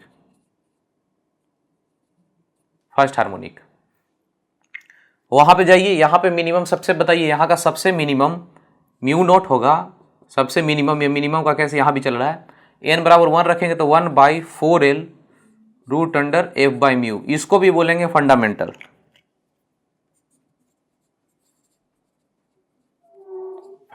या फर्स्ट हार्मोनिक इसको बोलेंगे। तो ये दोनों में अंतर देखिए, यहां भी फंडामेंटल यहाँ भी फंडामेंटल, आपको ये फार्मूला बिल्कुल याद रखना रहता है क्योंकि सबसे ज्यादा क्वेश्चन इसी फंडामेंटल का होता है, इसको याद रखना है दोनों केस में। तो यहाँ पे देखिए, जब फिक्स्ड एट बोथ एंड, दोनों साइड फिक्स हो, इसका केस हो, तो फंडामेंटल का फॉर्मूला ही फंडामेंटल का याद रखिएगा कितना, 1 by 2l root under f by mu, और इस केस में जब एक साइड बंधा हो एक साइड फ्री हो, उसका फंडामेंटल में वहाँ 2l था और यहाँ पे 4l हो जाएगा, बाकी सब कुछ वही रहेगा, ये फंडामेंटल है, ये सबसे मिनिमम फ्रीक्वेंसी हुआ।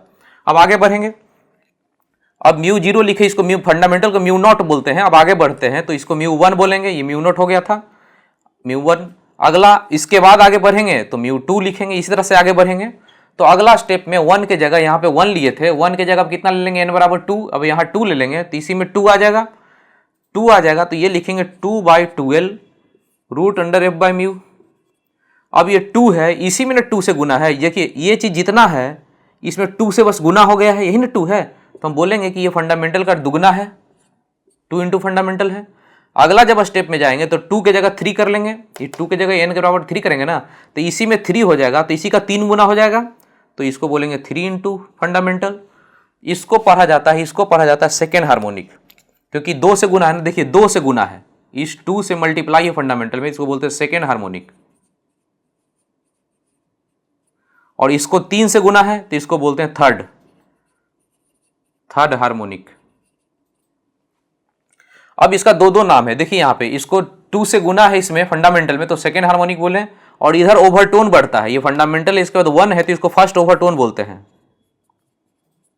ये सब नाम है, आपको जानना पड़ेगा, ये सब वर्ड होता है, साउंड में ये सब इस्तेमाल होता है, इसको सेकेंड ओवरटोन बोलते हैं। यहाँ पे अब बढ़िया से देखिएगा, इससे कैसे क्वेश्चन रहता है आपको बताते हैं। आपसे बोलेगा ज्यादातर तो क्वेश्चन आपको 80-90% क्वेश्चन आपको फंडामेंटल रहता है कि फंडामेंटल का फ्रीक्वेंसी निकालिए, तो 1/2L रूट अंडर F/μ करेंगे, आपका फंडामेंटल निकल जाएगा।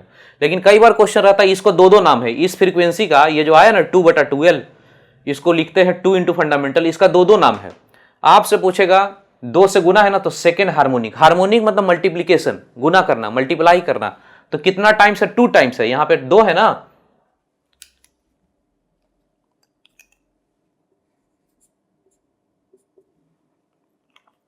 ये 2 से गुना है तो 2 टाइम्स हो गया है, तो बोलते हैं सेकेंड हार्मोनिक। यहां 3 टाइम्स हो गया है तो थर्ड हार्मोनिक। तो देखिए इसका क्वेश्चन पूछेगा दो तरह से, आपसे पूछेगा सेकेंड हार्मोनिक है, उसका फ्रीक्वेंसी निकालिए सेकेंड हार्मोनिक का, तो सेकेंड हार्मोनिक में यहाँ 2 रहेगा, या यहाँ 2 रहेगा, या यहाँ 2 रहेगा। इसी क्वेश्चन को पूछ सकता है कि फर्स्ट ओवरटोन का क्वेश्चन बनाइए, तो फर्स्ट ओवरटोन इसी का नाम है। सेकेंड हार्मोनिक इसको बोलते हैं, इस फ्रीक्वेंसी का दो नाम है, इस फ्रीक्वेंसी को सेकेंड हार्मोनिक भी बोलते हैं, इसको फर्स्ट ओवरटोन।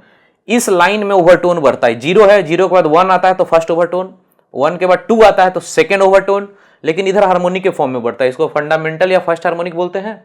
और इसमें 2 से गुना है फंडामेंटल में तो सेकेंड हार्मोनिक, जितना से गुना रहता है उतना हार्मोनिक बोलते हैं। तो इधर का कंसेप्ट अलग है हार्मोनिक का, और इधर सीक्वेंस में बढ़ता है, इसको लेना देना नहीं कि कितना से गुना है, इसको सीधा सीधा बढ़ता है, फर्स्ट ओवरटोन सेकेंड ओवरटोन। तो आपको यहां पे याद करना है, सब कुछ दिमाग से एकदम सेट कर लीजिए, इसको याद कर लीजिए 2-3 बार में। अचानक से क्वेश्चन पूछेगा कि सेकेंड ओवरटोन का फ्रीक्वेंसी कितना है, सेकेंड ओवरटोन ये गया, फ्रीक्वेंसी आपका 3 म्यू नॉट है। 3 कहने का मतलब इसमें ये जो फंडामेंटल इसमें 3 से गुना हो जाएगा।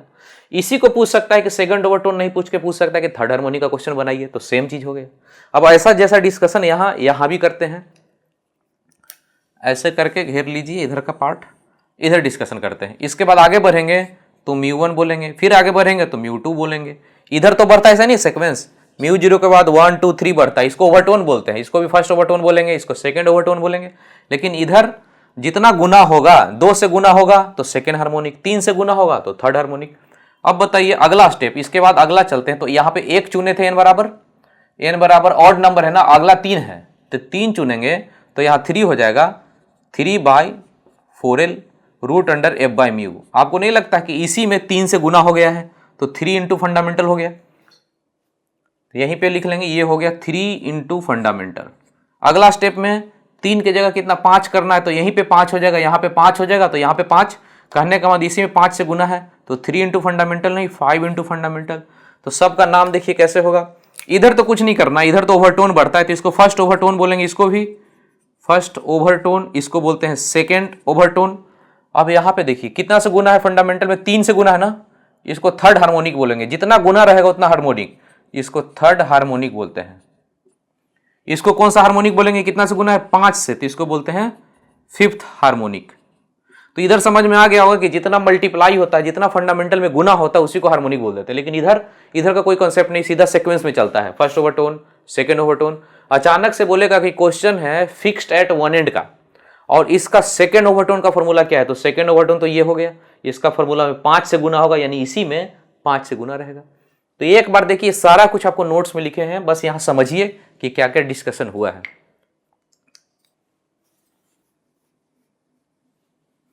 ठीक है, अब डायग्राम सब वही है, कुछ कुछ और समझते हैं। जैसे फ्रीक्वेंसी बोला जाए तो सबसे जो फंडामेंटल हो गया, सबसे मिनिमम फंडामेंटल को म्यू नॉट बोलते हैं, और इसका फार्मूला भी हमको पता होना चाहिए, 1/2L रूट अंडर F/μ। इस केस में फंडामेंटल का फार्मूला यहां भी हो गया mu naught 1/4L root under F/μ। अब फंडामेंटल के बाद आगे बढ़ेंगे अगला स्टेप।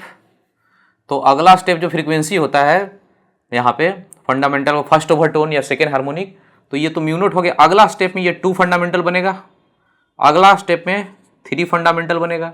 इसमें जाएंगे तो फंडामेंटल के बाद ऑड नंबर में जाता है तो 3 फंडामेंटल, उसके बाद 5 फंडामेंटल, ऐसे करके बढ़ता है।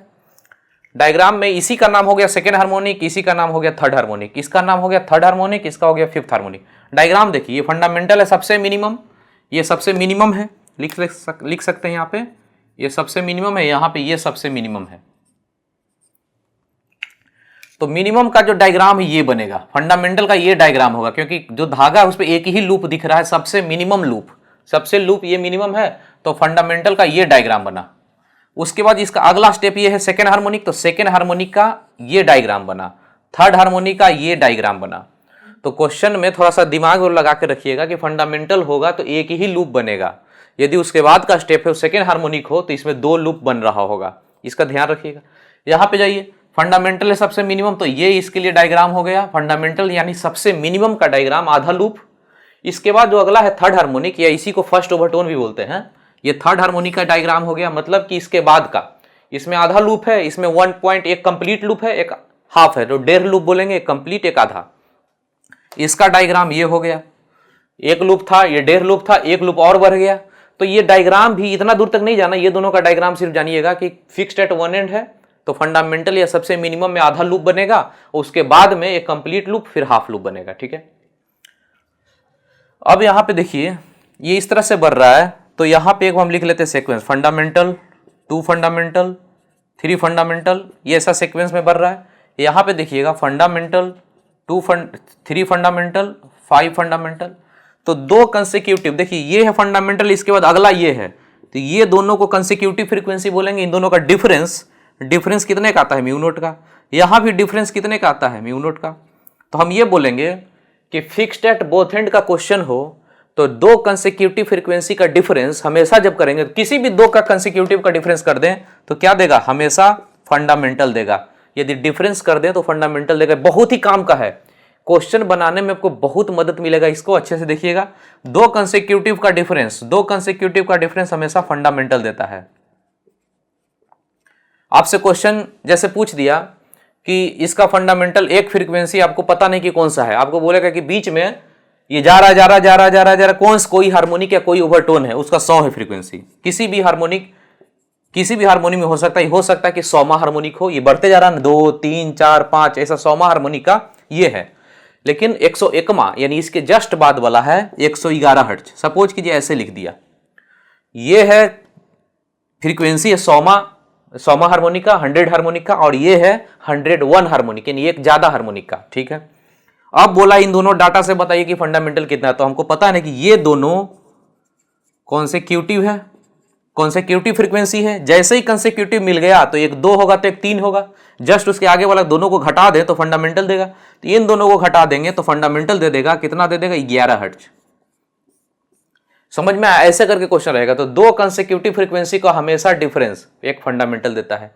तो यहां का ये कॉन्सेप्ट होगा। यहां पे आइए, यहां पे बताइए 2 कंसेक्यूटिव, कोई भी 2 कंसेक्यूटिव लीजिए, इसका डिफरेंस 2 फंडामेंटल देगा, इसका डिफरेंस 2 फंडामेंटल। तो यहां पे याद रखिएगा कि फिक्स्ड एट वन एंड है, तो यहां पे कभी भी 2 फ्रीक्वेंसी का डिफरेंस करेंगे तो फंडामेंटल नहीं देगा, 2 इंटू फंडामेंटल देगा।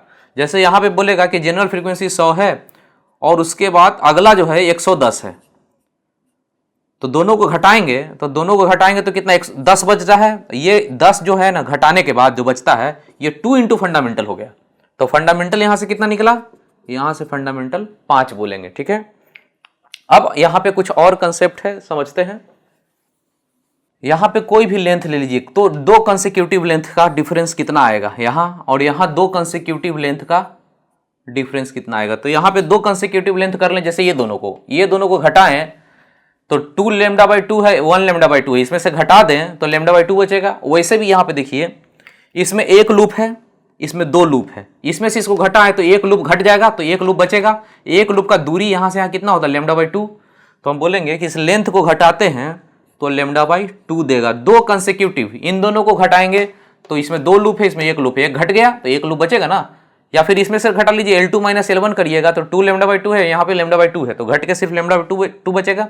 यहाँ पे देखिए, इन दोनों को घटाइए, 2 कंसेक्यूटिव, इन दोनों को घटाइए, 2 लूप है, यहाँ 3 लूप है, 2 लूप तो खत्म हो गया, एक लूप बचेगा, फिर से यहाँ λ/2 आ जाएगा। देखिए 3 λ/2 है, 2 λ/2 घटाएंगे तो हमेशा क्या देगा, λ/2। तो इसको ध्यान रखिएगा, कभी भी कंसेक्यूटिव लेंथ को घटाते हैं यहाँ तो λ/2 देता है। यहाँ पे देखिए, तो इसमें से इसको घटाइए, 3 λ/4 है, इसमें से घटेगा तो बनेगा 2 λ/4, और ये कट के λ/2 बनेगा। तो यहाँ भी देखिए क्या बनता है, यहाँ भी आपको λ/2 ही बचेगा, जितना इतना है उतना ही यहाँ भी बन रहा है। देखिए कैसे, इसमें से इसको घटाएंगे तो आधा लूप है, आधा लूप से ये वाला घट गया, ये आधा लूप को कैंसिल कर दिया, एक लूप तो कंप्लीट बच गया ना।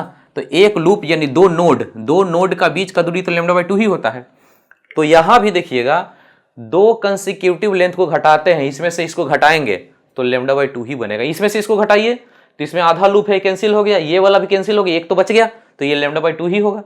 तो यहाँ भी कंसेक्यूटिव को घटाएंगे तो λ/2 आएगा, और यहाँ कंसेक्यूटिव घटाएंगे तो λ/2 ही आएगा, सेम आएगा।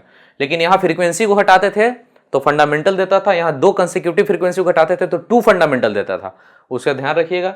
ये सारा डिस्कशन अच्छे से आपको कमांड है, नोट्स में भी पढ़ा हुआ है। तो एक भी क्वेश्चन इस एरिया से नहीं छूटेगा, ना ही ऑर्गन पाइप का क्वेश्चन छूटेगा, close organ pipe, open organ pipe. अब आगे बढ़ेंगे तो आपको सारा कुछ मिल जाएगा, इसी टाइप का फॉर्मूला सब मिलेगा। ठीक है, नेक्स्ट पॉइंट देखते हैं। ये हो गया string fixed at both and, दोनों एंड फिक्स हो गए। सबसे जो मिनिमम जो मोड होता है, सबसे जो मिनिमम मोड बोलते हैं उसको फंडामेंटल बोलते हैं, उसको फंडामेंटल बोलिए, मिनिमम मोड बोलिए। तो सबसे जो मिनिमम का केस होता है, मिनिमम फ्रीक्वेंसी, वो होता है फंडामेंटल फ्रीक्वेंसी, ये सबसे कम हो गया मिनिमम। और हम लोग फार्मूला पर हैं v बराबर म्यू लेमडा। v तो हो गया स्पीड, इस पे जो चलता है वो तो फिक्स होता है √f/μ। ये चीज़ यदि मिनिमम हो, फ्रीक्वेंसी यदि मिनिमम हो, तो लेमडा क्या होगा, उल्टा ना है, ये नीचे जाएगा, ये मिनिमम है, ये मिनिमम वाला नीचे जाएगा तो लेमडा क्या हो जाएगा, मैक्सिमम। ये म्यू नीचे जाएगा, ये मिनिमम है, तो ये चीज़ पूरा ओवरऑल क्वांटिटी बढ़ गया ना, मैक्सिमम। तो देखिएगा जो फंडामेंटल का केस है, वो फंडामेंटल के केस में फ्रीक्वेंसी मिनिमम होता है और लेमडा मैक्सिमम होता है। और यहाँ यदि डायग्राम बनाइए फंडामेंटल का, तो ऐसा डायग्राम बनता है एक लूप वाला। तो यहाँ लेंथ को क्या लिखते हैं, λ/2 इस केस में। लेकिन इस केस में फंडामेंटल का जो केस है, ये जो फंडामेंटल का केस है, उस समय लेमडा क्या मिलता है, मैक्सिमम, और फ्रीक्वेंसी तो मिनिमम होता है। तो ये जो लेमडा मिलता है, इसको लेमडा मैक्सिमम भी लिख सकते हैं। तो लेमडा मैक्सिमम कितना हो गया, 2L। तो देखिए करके क्वेश्चन कैसे करके पूछेगा आपको, बोलेगा string fixed at both and है, इस पे जो हम स्टैंडिंग वेव बनाएंगे उसका मैक्सिमम वेवलेंथ कितना तक रख सकते हैं। तो मैक्सिमम वेवलेंथ जितना इसका लेंथ है उसका दुगना, ऐसे करके क्वेश्चन पूछेगा कि इसमें मैक्सिमम वेवलेंथ कितना क्रिएट किया जा सकता है। तो मैक्सिमम वेवलेंथ कितना, 2L, दुगना, जितना लेंथ है उसके डबल। एक और पॉइंट है, इसको देख लीजिए। एक धागा ऐसा लिए जिसका लेंथ कम है, दोनों साइड फिक्स है। एक धागा ऐसा लिए जिसका लेंथ ज़्यादा है। अब इस पर हमको स्टैंडिंग वेव बनाना है या कोई वेव बनाना है, तो कहाँ से बनाएंगे, एक्सटर्नल सोर्स में ट्यूनिंग फोक। आपको पहले बताए थे, ये होता है ट्यूनिंग फोक, इसका फ्रीक्वेंसी मान लेते हैं 100 हर्ट्ज है। इसी ट्यूनिंग फोक से इसको भी मारते हैं, सपोज कीजिए इससे क्रिएट की इसके अंदर में वेव, और इसी से मार के इसके अंदर भी वेव क्रिएट किए, क्योंकि एक्सटर्नल सोर्स के रूप में ट्यूनिंग फोक का इस्तेमाल करते हैं।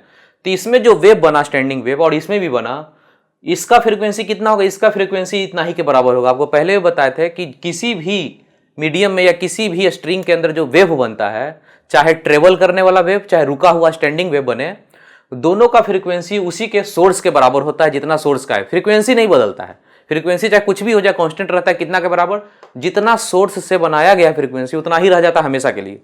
तो इसका भी फ्रीक्वेंसी 100 होगा, कितना के बराबर, ट्यूनिंग फोक के बराबर, और इसका भी फ्रीक्वेंसी होगा 100 के बराबर ही। हाँ, ये भले पता नहीं कौन सा मोड में हो, ये हो सकता है कि ऐसे वाइब्रेट कर रहा हो, सेकेंड हार्मोनिक में हो, इसका पता नहीं, ये कोई भी हार्मोनिक में हो सकता है, जितना हार्मोनिक में होना होने दीजिए। लेकिन ये दोनों का फ्रीक्वेंसी सेम होगा, 100 कितना के बराबर होगा, जो ट्यूनिंग फोक का फ्रीक्वेंसी है। तो याद रखिए, एक ही ट्यूनिंग फोक से 10 स्ट्रिंग को मारे हैं, तो 10 स्ट्रिंग का फ्रीक्वेंसी सेम हो जाएगा, कितना के बराबर, जितना ट्यूनिंग फोक का है, ट्यूनिंग फोक को सोर्स बोलते हैं, उस सोर्स के बराबर सबका होते चला जाएगा। इसको ध्यान रखिएगा। कई बार क्वेश्चन आपको रखता है सितार या गिटार करके रहता है, गिटार का स्ट्रिंग है या सितार का स्ट्रिंग है। तो यहां पे देख लीजिए इस टाइप का क्वेश्चन को,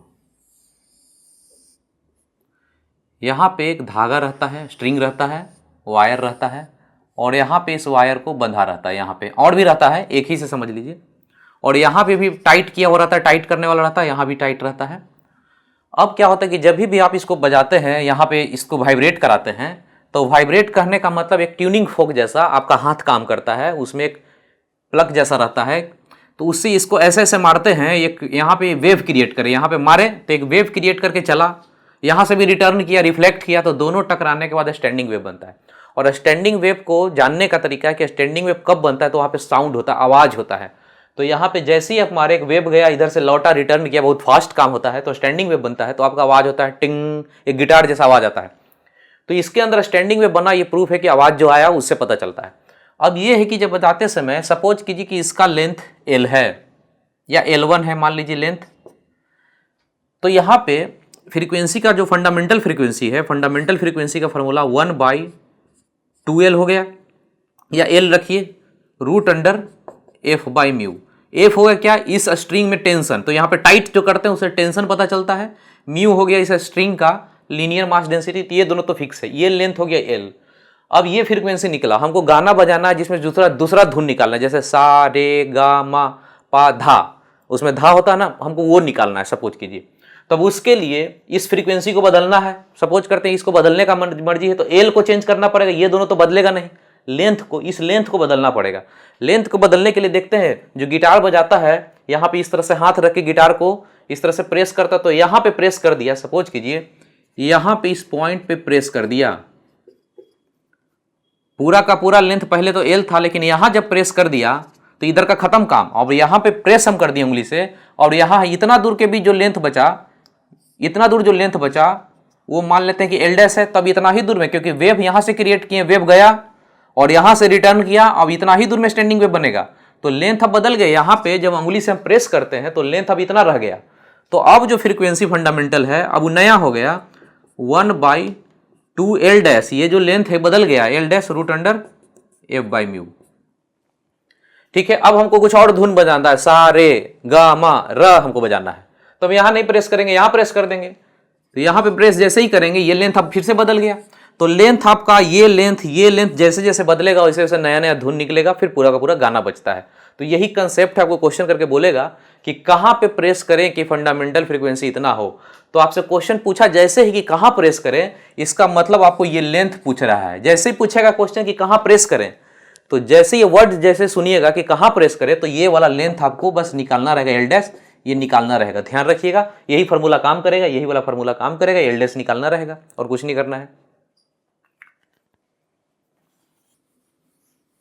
ठीक है, क्वेश्चन हम लोग प्रैक्टिस करते हैं। पेज नंबर 39 का क्वेश्चन नंबर 31, ये एनसीईआरटी एग्जाम्पलर का क्वेश्चन है, इसको करते हैं। देखिए क्या है, कह रहा है कि सितार वायर है, इसको रिप्लेस करते हैं अनदर वायर, सेम लेंथ है, मटेरियल भी सेम है। मटेरियल सेम कहने का मतलब लोहा है तो ये भी लोहा ही है। रो यानी डेंसिटी जो रो होता है वो दोनों के लिए सेम है, लेंथ भी सेम है। 3 टाइम्स अर्लियर रेडियस, यानी कि रेडियस में फर्क है। ठीक है, if the tension in the wire remains the same, tension में same, what factor will the frequency change. अब ये देखिए सितार वायर है, सितार कहने का मतलब दोनों एंड ये तो फिक्स रहता है सितार का, वहां भी बंधा हुआ रहता है, अभी बताए थे डायग्राम बना के, दोनों साइड में बंधा ही रहता है, ये यहां भी बंधा हुआ है, यहां भी बंधा हुआ है। ठीक है, अब इसमें कौन सा फ्रीक्वेंसी, इसमें तो बहुत सारा फ्रीक्वेंसी होता है, एक फंडामेंटल होता है, एक फर्स्ट और सेकंड हार्मोनिक होता है, सेकंड थर्ड हार्मोनिक होता है, ओवरटोन के फॉर्म में बढ़ता है, तो इसमें तो इनफाइनाइट नंबर डायग्राम बन जाएगा। लेकिन कौन सा फ्रीक्वेंसी में पूछ रहा है क्वेश्चन में, पढ़ के देखिए लास्ट वाला line, if the tension in the wire remains the same by what factor will the frequency change. कौन सा फ्रीक्वेंसी, फंडामेंटल के बाद वाला, तो कहीं कुछ नहीं लिखा है कि कौन सा फ्रीक्वेंसी, बस खाली पूछा है फ्रीक्वेंसी कितना चेंज करेगा, तो फंडामेंटल ही लेंगे। आपको क्वेश्चन में कुछ नहीं बोला है कि कौन सा फ्रीक्वेंसी आपको चुनना है, तो सिर्फ फंडामेंटल चुनिएगा, सबसे आसान वाला। तो यहाँ पे फंडामेंटल फ्रीक्वेंसी हो गया 1/2L √f/μ। तो हमको इसका बस रेडियस चेंज करता है, तो हम लोग पहले कभी ऐसा पढ़े थे, इसी में देख लेते हैं। यहाँ पे ये मोटा सा हम लोग अपने नोट्स में भी पढ़े थे उस समय, जब वेलोसिटी पढ़ रहे थे इस पे, ये वेलोसिटी यहाँ है उस समय, ये एरिया ले लें, ये लेंथ ले लें, तो इसके लिए म्यू होता था मास, और इसका डेंसिटी रो हो गया, मास बटा लेंथ, तो मास के लिए रो इंटू वॉल्यूम, वॉल्यूम में एरिया इंटू लेंथ करते हैं, बटा ये हो गया मास, बटा लेंथ करेंगे तो कट जाएगा, तो रो इंटू ए, रो इंटू एरिया, एरिया हो गया क्या πr²। तो म्यू बराबर ये फार्मूला चुनेंगे। लेकिन क्वेश्चन में क्या बोलता है कि सेम मटेरियल है, बढ़िया से देखिए, सेम मटेरियल यानी रो तो सेम हो गया, लोहा है तो बाद में भी लोहा ही होगा, तो ये इतना तो कांस्टेंट हो गया ना, तो म्यू बराबर सिर्फ हमारा आ गया r², तो यहाँ पे डालेंगे, बाकी तो सारा टर्म तो वही ना है, तो म्यू बराबर यहाँ पे आ गया r²। तो यहाँ पे देखेंगे म्यू नोट बराबर, सारा टर्म वही है, फोर्स वही रहेगा, सेम ही है, लेंथ सेम ही है, बस खाली ये ना फैक्टर, तो सबको 1 मान लीजिए, ये सब 1 हो गया, 1 हो गया, तो ये रूट के अंदर ना है, ये रूट के अंदर r² है, तो 1/r बनेगा। अच्छा से देखिए कैसे शॉर्टकट काम हम लोग करते हैं, उसको समझिए। रो इंटू पाई को भी 1 मान लिए, तो इतना बराबर इतना हो गया, आसान। यहाँ भी एल को, इसको सबको 1 मान लें, तो बस 1/r² रहेगा रूट में, ये खत्म होकर 1/r बनेगा। अब कह रहा है रेडियस कितना हो गया है, 3 टाइम्स, अब ये रेडियस यदि 3 गुना हो जाए तो म्यू डैश जो नया होगा ये 3 इंटू आर हो जाएगा, ये 3 गुना हो गया रेडियस। तो लिखेंगे ना ये 1/r, ये 1/r, 1/r क्या है, फ्रीक्वेंसी है म्यू नॉट, ये पहले वाला फ्रीक्वेंसी है बटा ये 3। तो कह रहा है कितना फैक्टर से फ्रीक्वेंसी चेंज करेगा, तो बोलेंगे कि बटा 3 हो जाएगा या 1/3 हो जाएगा। तो यही है तरीका क्वेश्चन बनाने का, इसको देखिए और समझिए और खुद इसको इनबिल्ट कीजिए अपने अंदर कि कैसे इसको बनाते हैं। नेक्स्ट क्वेश्चन पेज नंबर 9 का क्वेश्चन नंबर 27, यह है जेई मेन का क्वेश्चन। देखिए क्या है, कह रहा है कि length of string tie to the 2 rigid support. अब अच्छा एक चीज़ और रुक जाइए क्वेश्चन बनाने से पहले, जब भी क्वेश्चन रहेगा तो ये क्वेश्चन में ढूंढिएगा कि दोनों एंड फिक्स वाला क्वेश्चन है कि एक एंड फिक्स है और एक एंड फ्री है। ये तभी ना फॉर्मूला हम लोग अप्लाई करेंगे, दोनों फॉर्मेट पढ़े थे तो यहाँ पे क्वेश्चन को पढ़ते समय जरूर पढ़ लीजिएगा। इसमें क्या है, length of string tied to 2 rigid support, यानी दोनों साइड बंद वाला केस है, ठीक है।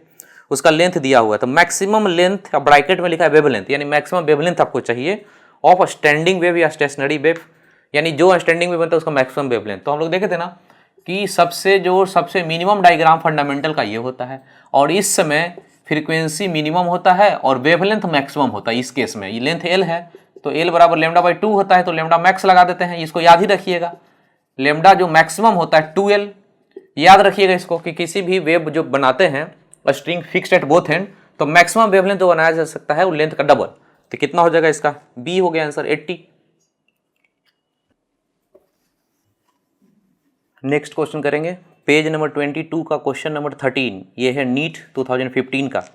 देखिए क्या है क्वेश्चन, पहले वीडियो को पॉज कीजिए, खुद से पूरा दिमाग लगाइए, तब जब हम पढ़ाएंगे तो फिजिक्स आपका बहुत अच्छा होगा। अब इसमें क्या क्वेश्चन लिखा है, string stretch between fix point, यानी कि क्वेश्चन हमारा है दोनों साइड बंद वाला एंड का, फिक्स्ड एट बोथ एंड का क्वेश्चन है, ठीक है।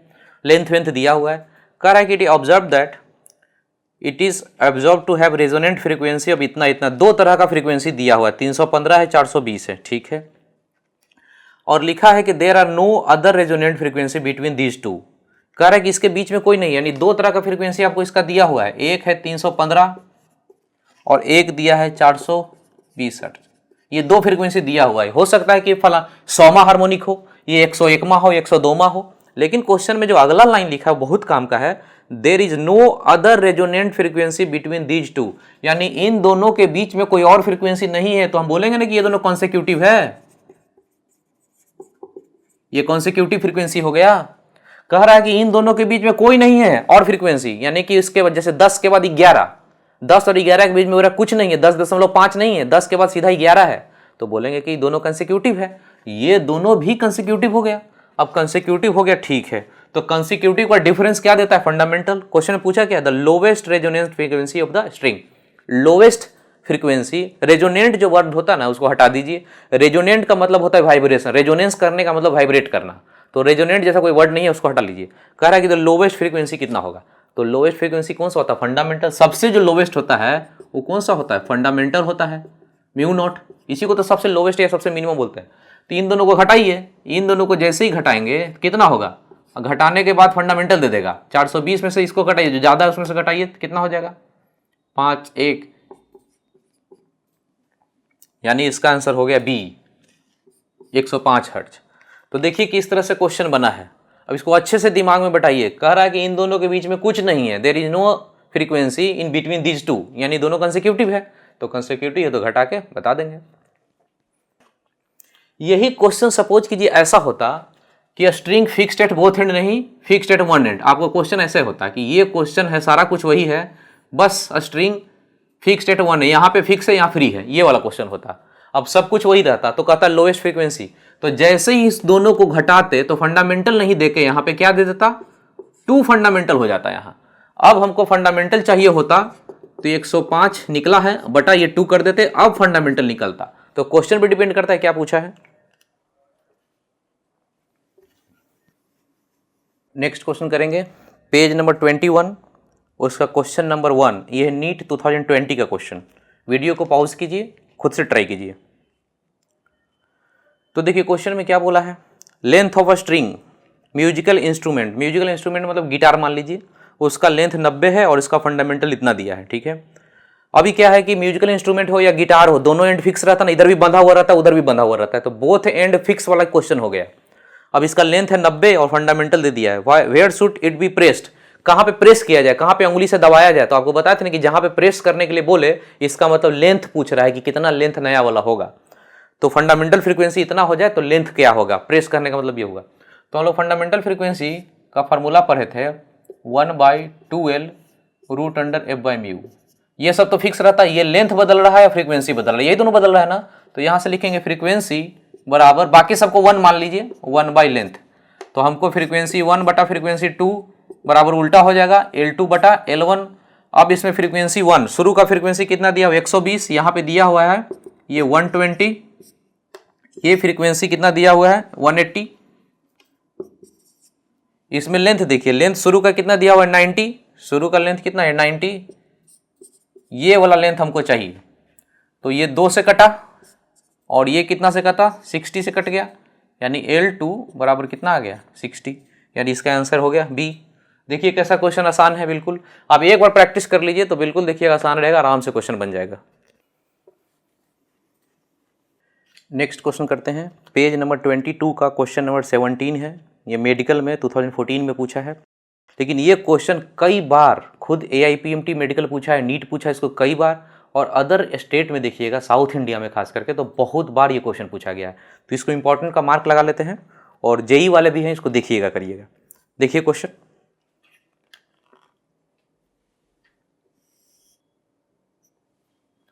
देखिए क्वेश्चन में ये बोल रहा है कि स्ट्रिंग तो इस तरह से फिक्स है दोनों साइड में, N1 N2 N3 are fundamental frequency 3 segment into which the string is divided. तो कह रहा है कि 3 सेगमेंट में बटा हुआ है, इसके लिए फंडामेंटल N1 है, इसके लिए N2 है, इसके लिए N3 है। लेंथ मान लेते हैं कि ये L1 है, ये लेंथ इतना दूर L2 है, L3 है। तो क्वेश्चन में कह रहा है then original fundamental frequency N of the string. Original कहने का मतलब कि धागा पूरा रहता L, ये होता पूरा धागा होता, ये बीच में बांटा हुआ नहीं रहता, तो पूरा लेंथ हो जाता L। तो उस समय फंडामेंटल फ्रीक्वेंसी कितना होगा, ये क्वेश्चन बोल रहा है।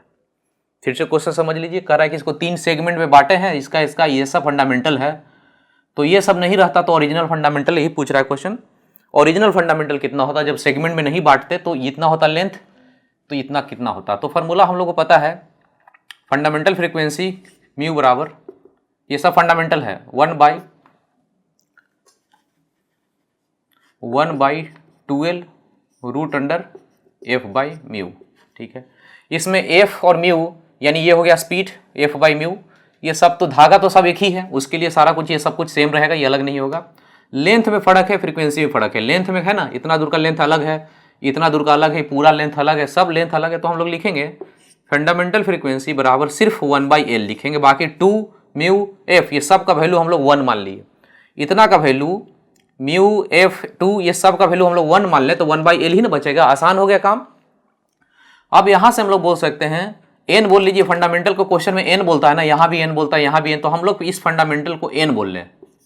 तो यहां से लिख सकते हैं लेंथ बराबर 1/n का फॉर्मेट बन गया।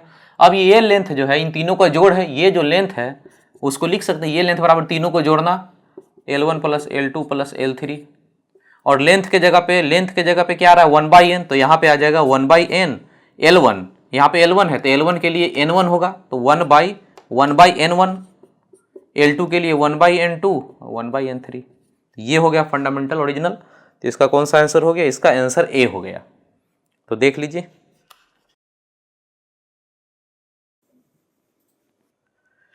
नेक्स्ट क्वेश्चन करते हैं, पेज नंबर 9 का क्वेश्चन नंबर 1। ये है जेई मेन 2020 का, सब लोग करेंगे, नीट वाले भी करेंगे इसको, वीडियो को पॉज करके खुद से ट्राई कीजिए। तो कह रहा है कि 2 स्ट्रिंग है, 2 आइडेंटिकल स्ट्रिंग है। आइडेंटिकल स्ट्रिंग कहने का मतलब म्यू मास पर यूनिट लेंथ, आइडेंटिकल हो स्ट्रिंग ऐसा हो तो मास पर यूनिट लेंथ क्या होगा, सेम होगा। तो कह रहा है कि 2 यानी म्यू, जो म्यू है सेम है, 2 आइडेंटिकल स्ट्रिंग है एक्स और Z, made of same material का भी है सब कुछ, टेंशन बस अलग अलग है। टेंशन तो खींचने पे डिपेंड करता है, कम खींचे ज़्यादा खींचे तो टेंशन अलग अलग है। फंडामेंटल फ्रीक्वेंसी दोनों का इस तरह से दिया हुआ अलग अलग। देन रेशियो क्या है, अभी इस क्वेश्चन में कहीं ऐसा लिखा है क्या कि फिक्स्ड एट बोथ एंड है, एक बार पढ़ के देखते हैं। 2 identical string made of same material, इतना इतना फंडामेंटल, इसमें कहीं क्वेश्चन में ऐसा नहीं लिखा है कि ये स्ट्रिंग है फिक्स्ड एट बोथ एंड है कि वन एंड है। तो हम लोग सबसे आसान के लिए फिक्स्ड एट बोथ एंड मान के चलेंगे, दोनों से क्वेश्चन बन जाएगा, कोई दिक्कत नहीं है, लेकिन हम लोग आसान वाला लेके चलेंगे क्या मानेंगे, दोनों एंड क्या है फिक्स वाला मान के चलेंगे, ठीक है। तो कह रहा है कि फंडामेंटल फ्रीक्वेंसी इतना इतना है तो रेशियो क्या होगा फोर्स का यानी टेंशन का, ठीक है। फॉर्मूला फंडामेंटल फ्रीक्वेंसी का क्या होता है, फंडामेंटल फ्रीक्वेंसी म्यू नॉट या म्यू लिख लीजिए, म्यू नॉट लिखते हैं हम लोग 1/2L रूट अंडर F/μ। अभी क्वेश्चन में क्या कर रहा है, सेम मटेरियल का दोनों बना हुआ आइडेंटिकल स्ट्रिंग है, सेम मटेरियल है तो ये म्यू सेम हो गया, लेंथ भी सेम हो गया, ठीक है, ये दोनों सेम हो गया, ये सबको 1 मान लीजिए। तो हम लोग बोलेंगे इन दोनों को 1 मान लें तो बस खाली F बच गया है, तो ये proportional to root under F। F को तो टेंशन भी, F क्या है टेंशन ही ना है, ये फोर्स है मतलब टेंशन है, तो यहाँ क्वेश्चन में टेंशन को T लिख रहा है, हम लोग F लिखते हैं तो T ही लिख लेते हैं, ये लिखेंगे, रूट है ना, तो ये और ये L और म्यू का वैल्यू हम लोग 1 मान लें तो बस खाली यही ना बचा। तो हम लोग फ्रीक्वेंसी का रेशियो यदि देखें तो रूट अंडर T1/T2, तो T1 कितना है या T1/T2 करना है, T1/T2 कर लीजिए, TXY जो भी लिखना है वर्ड है क्या है TX TZ वो भी लिख सकते हैं। फ्रीक्वेंसी का रेशियो कितना दिया हुआ देखो क्वेश्चन में, शुरू वाला है 450, बाद में 300, शुरू में x है, TX है ना, तो TX इसको लिखना है तो TX लिख लीजिए यहाँ पे TX, और इसको TZ लिख रहा है दूसरा को TZ तो लिखना है तो लिख लीजिए। अभी इसको काटिए, ये हो गया 3/2। अब इसको रूट को हटा दें तो ये हो गया 9/4, ये हो गया TX/TZ। 9/4 कितना हो जाएगा, अभी पॉइंट का फॉर्म में दिया हुआ है तो 2 से कटेगा तो 2.25 के आसपास आएगा, यानी इसका आंसर हो गया C। तो देख लीजिए कैसे कैसे बना है, ये दोनों को चूंकि सेम है इसलिए 1 मान लेते हैं, तो ये बनाने का तरीका है, इसे बनाएंगे तो थोड़ा सा फास्ट होगा काम आपका। एक क्वेश्चन और करते हैं, पेज नंबर 9 का सेकंड नंबर क्वेश्चन है, ये भी जेई मेन 2020 का है और ये जेई लेवल का क्वेश्चन है। ये इसको नीट में इस तरह का क्वेश्चन नहीं पूछेगा, लेकिन फिर भी नीट वाले जितना है वीडियो को पॉज करेंगे, खुद से पहले ट्राई करेंगे, इससे आपका खुद का ब्रेन का वर्किंग ज़्यादा अच्छा से होगा, तभी एग्जाम में आप अच्छा से क्वेश्चन बना पाएंगे। तो नीट वाले भी बनाएंगे, हालांकि ऐसा क्वेश्चन पूछेगा नहीं, फिर भी आप बनाइए। पेज नंबर 9 क्वेश्चन नंबर 2, ये जेई मेन 2020 का है। देखिए क्या है, वायर का डेंसिटी दिया है यानी रो दिया हुआ है, इसका यूनिट देख लीजिएगा किलोग्राम पर सेंटीमीटर दिया हुआ है क्यूब, तो मीटर में करना होगा तो कर लेंगे, मीटर में करना ही पड़ेगा क्योंकि फिल इन द ब्लैंक्स का क्वेश्चन है ना, ऑप्शन तो हमारे पास नहीं है कि कुछ छांट लें, तो करना पड़ेगा। सेंटीमीटर है उसको मीटर में 10⁻² करना पड़ेगा, ठीक है। करा स्ट्रेच बिटवीन 2 क्लैंप, यानी कि दोनों एंड फिक्स वाला है, लेंथ दे दिया, रिजल्टिंग स्ट्रेन दिया हो इतना, यानी स्ट्रेन दे दिया है तो यंग्स मॉडुलस का इस्तेमाल होगा, यंग्स मॉडुलस बराबर स्ट्रेस बटा स्ट्रेन का इस्तेमाल करेंगे। Lowest frequency of transverse vibration कितना होगा, यंग्स मॉडुलस दिया हुआ है। लोएस्ट फ्रीक्वेंसी मतलब फंडामेंटल, अपने को फंडामेंटल चाहिए, तो फंडामेंटल फ्रीक्वेंसी का formula 1/2L root under F/μ, ठीक है। अब कह रहा है कि दोनों में डेंसिटी दिया हुआ है, वायर का डेंसिटी, कोई भी वायर ही है, ये वायर का डेंसिटी दे दिया, तो हम लोग म्यू के लिए पढ़े थे रो इंटू एरिया, इसका इस्तेमाल करना पड़ेगा, रो दे दिया तो रो इंटू एरिया करना पड़ेगा, तो म्यू के जगह पे हम लोग कर लें यहाँ पे रो इंटू एरिया, ठीक है। फोर्स बटा एरिया क्या होता है, स्ट्रेस, यही ना होता है, यंग्स मॉडुलस का हम लोग फार्मूला पढ़ते हैं, यंग्स मॉडुलस का क्या फार्मूला पढ़ते हैं, स्ट्रेस, स्ट्रेस मतलब फोर्स बटा एरिया बटा स्ट्रेन, यही ना पढ़ते हैं। तो फोर्स बटा एरिया बराबर गामा इंटू स्ट्रेन होगा, तो ये फोर्स बटा एरिया है, तो यहाँ पे हम लोग एक स्टेप और आगे लिखें तो 1/2L root under force by area, force by area को कितना लिखेंगे, गामा इंटू स्ट्रेन, इतना इंटू स्ट्रेन, क्योंकि क्वेश्चन में स्ट्रेन दिया हुआ ना इसी से बनेगा, और नीचे में हो गया कितना, फोर्स बटा एरिया तो लिख ली, ये फोर्स बटा एरिया लिख दिया, रो बचा हुआ है, अब इसको सॉल्व करके निकालना है, तो 1/2 इंटू L, L है लेंथ कितना 1 मीटर, तो 2 इंटू 1 रूट अंडर y कितना दिया हुआ है यंग्स मॉडुलस 9 इंटू 10⁻10, स्ट्रेन कितना दिया हुआ है 10 इंटू 10⁻10, स्ट्रेन कहीं दिया हुआ है, हाँ 4.9 इंटू 10⁻⁻4, और रो डेंसिटी 9 इंटू 10⁻3, ये है किलोग्राम पर सेंटीमीटर क्यूब, माइनस कहने का मतलब ये, इसको पहले मीटर में करते हैं चेंज, तो मीटर में करेंगे तो 10⁻² हो गया, इसका क्यूब 10⁻6 हो गया, 10⁻6 है तो ये 10⁻6 ऊपर, ये बटा में ना है, 10⁻6 इससे कटेगा इससे कटेगा तो 10 के पावर -3 बनेगा। ये बटा में, अभी भी बटा में, इसके नीचे है तो ये ऊपर जाएगा, तो ये हो गया 10 के पावर -3 ऊपर चला गया। अब ये 9 से 9 कैंसिल हो गया, ये हो गया 7, कितना हो गया यहाँ एक मिनट देख लीजिए, -7, यहाँ पे -7 है, इसको कैंसिल करके 3 बना दिया ना, -7 इसको काट के 3 बना दिया। ये 4.9 है तो एक इसमें से ले लें तो बस 2 बचेगा, एक खत्म हो गया 49 बनेगा, ये 49 और 10 टू द पावर 2, तो ये हो गया 1/2। 49 का तो 7 निकल गया बाहर, 10 टू द पावर 2 का बस 10 का स्क्वायर है ना, 10 बना, तो ये हो गया 70/2 यानी 35। तो ये हो गया थोड़ा सा कैलकुलेशन वाला पार्ट यहाँ पे हो गया, देख लीजिए। ये जेई में इस लेवल का क्वेश्चन जाता है, इस लेवल तक। ठीक है, अब साउंड वेव हम लोग देखेंगे। साउंड वेव को हम लोग पहले भी देखे थे कि लॉन्गिट्यूडनल वेव है, इसको प्रेशर वेव के फॉर्म में दिखाते हैं। साउंड वेव को प्रेशर वेव के फॉर्म में, डिस्प्लेसमेंट के फॉर्म में भी दिखाते हैं, लेकिन दोनों पढ़ने का जरूरत नहीं है। बहुत सारा बुक पढ़ेंगे, एनसीईआरटी पढ़ेंगे या फिर एससी बराबर पढ़ेंगे तो प्रेशर के साथ साथ डिस्प्लेसमेंट को भी दिखाया जाता है। आप एक ही पढ़िए, आपको दोनों पढ़ने का कोई जरूरत नहीं, सिर्फ प्रेशर से ही आपका काम हो जाएगा। तो प्रेशर वेव के फॉर्म इस तरह से दिखाते हैं, P बराबर P0 sine omega T minus KX। जैसे हम लोग पहले ट्रेवलिंग वेव पढ़े थे ना, वैसे ही प्रेशर वेव के फॉर्म में ये प्रेशर है, ये है मीन प्रेशर या एटमॉस्फेरिक प्रेशर बोल सकते हैं या normal pressure, sine omega T minus KX wave के फॉर्म में हो गया। अब यहाँ पे एक चीज़ आप समझ लीजिए, जैसे कोई पाइप है, सपोज कीजिए ये पाइप है, इसमें प्रेशर वेव एक्चुअली हम लोग ट्यूनिंग फॉक से देंगे।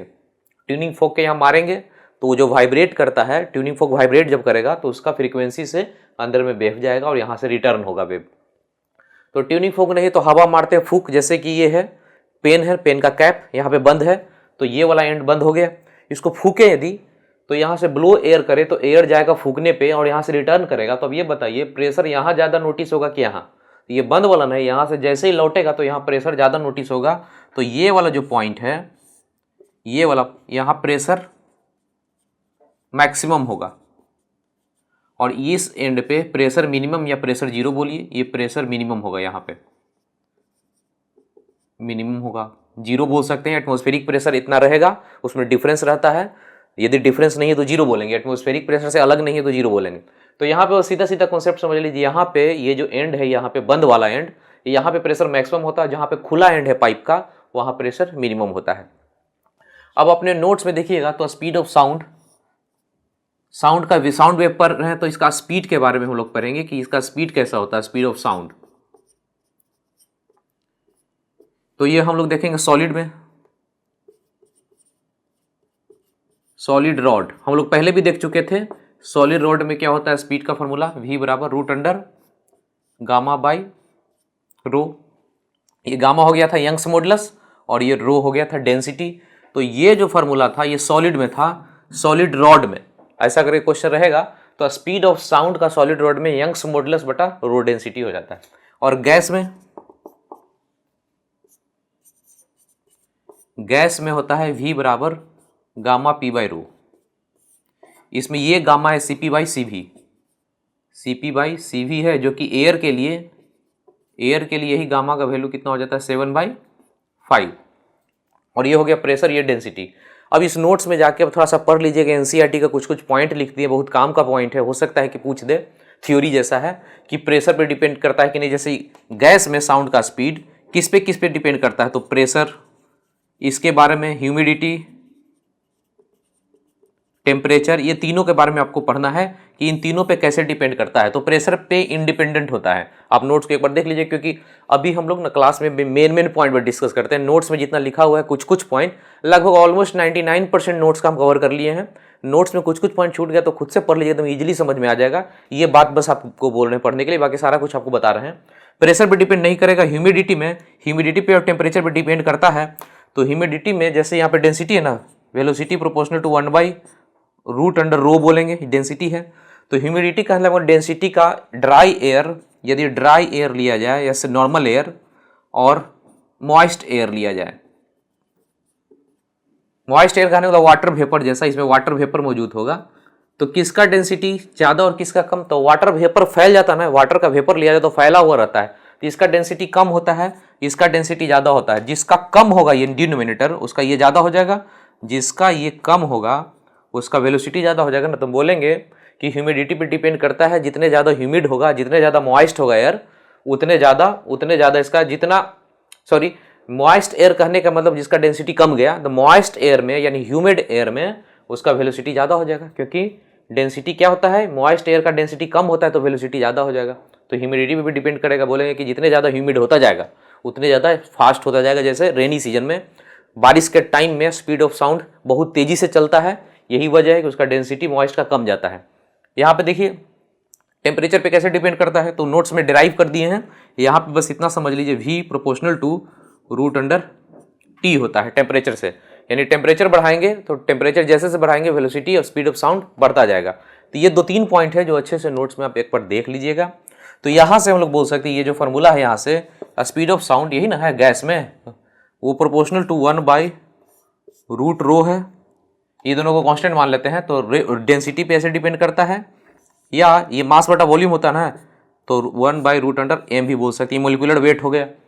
तो ये इसका भी इस्तेमाल करने के लिए कभी कभी आएगा। तो ये सब पॉइंट को अपने से खुद से नोट्स में पढ़ लीजिएगा। कोई बार ऐसा सपोज कीजिए कि ये रॉड है सॉलिड, इसमें स्पीड ऑफ साउंड हमको चाहिए, तो इसमें ये फॉर्मूला लगा दीजिएगा, गामा मतलब यंग्स मॉडुलस हो गया बाय रो। तो नोट्स में इस पॉइंट को आप खुद से पढ़ लीजिएगा। एक क्वेश्चन देख लेते हैं, पेज नंबर 2 का क्वेश्चन नंबर 14, IIT एडवांस 2000 का क्वेश्चन है। ये ऐसा क्वेश्चन JEE और नीट दोनों में पूछ सकता है। एक बार देखिए, 2 मोनोएटॉमिक गैस है दिया हुआ है, मोलिकुलर मास दिया हुआ है, सेपरेट कंटेनर्स में रखा हुआ है, रेशियो पर स्पीड ऑफ साउंड। तो अभी हम लोग देखे थे speed of sound proportional to 1 molecular weight या मोलिकुलर मास, तो V1/V2 यही ना रेशियो चाहिए। तो उल्टा हो जाएगा, यहाँ पे ये उल्टा हो जाएगा M2/M1, यानी इसका आंसर हो गया B। ठीक है, क्वेश्चन अगला देखते हैं, पेज नंबर 37, उसका क्वेश्चन नंबर 1 NCERT का एक्सरसाइज है। एक बार पढ़ लीजिए क्वेश्चन, इसको यहाँ पे हम करवाते हैं, इसको एक बार क्वेश्चन पढ़िए।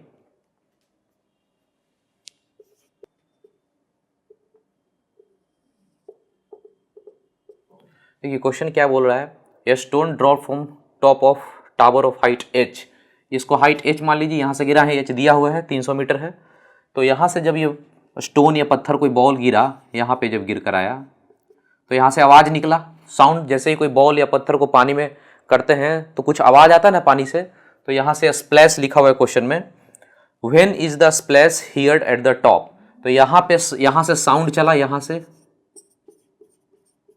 और यहाँ पे जब साउंड पहुँचेगा तो कितना टाइम लगेगा, यहाँ से बॉल को जब गिराए हैं तो यहाँ से यहाँ तक का टाइम, यहाँ से गिरने का टाइम मान लेते हैं कि T1 है, यहाँ से यहाँ गिरने का टाइम, इसको H यहाँ पे लिख लेते हैं, यहाँ से गिरने का टाइम T1 है, साउंड को यहाँ से यहाँ जाने का टाइम T2 है, तो टोटल टाइम बोलेंगे T1 + T2।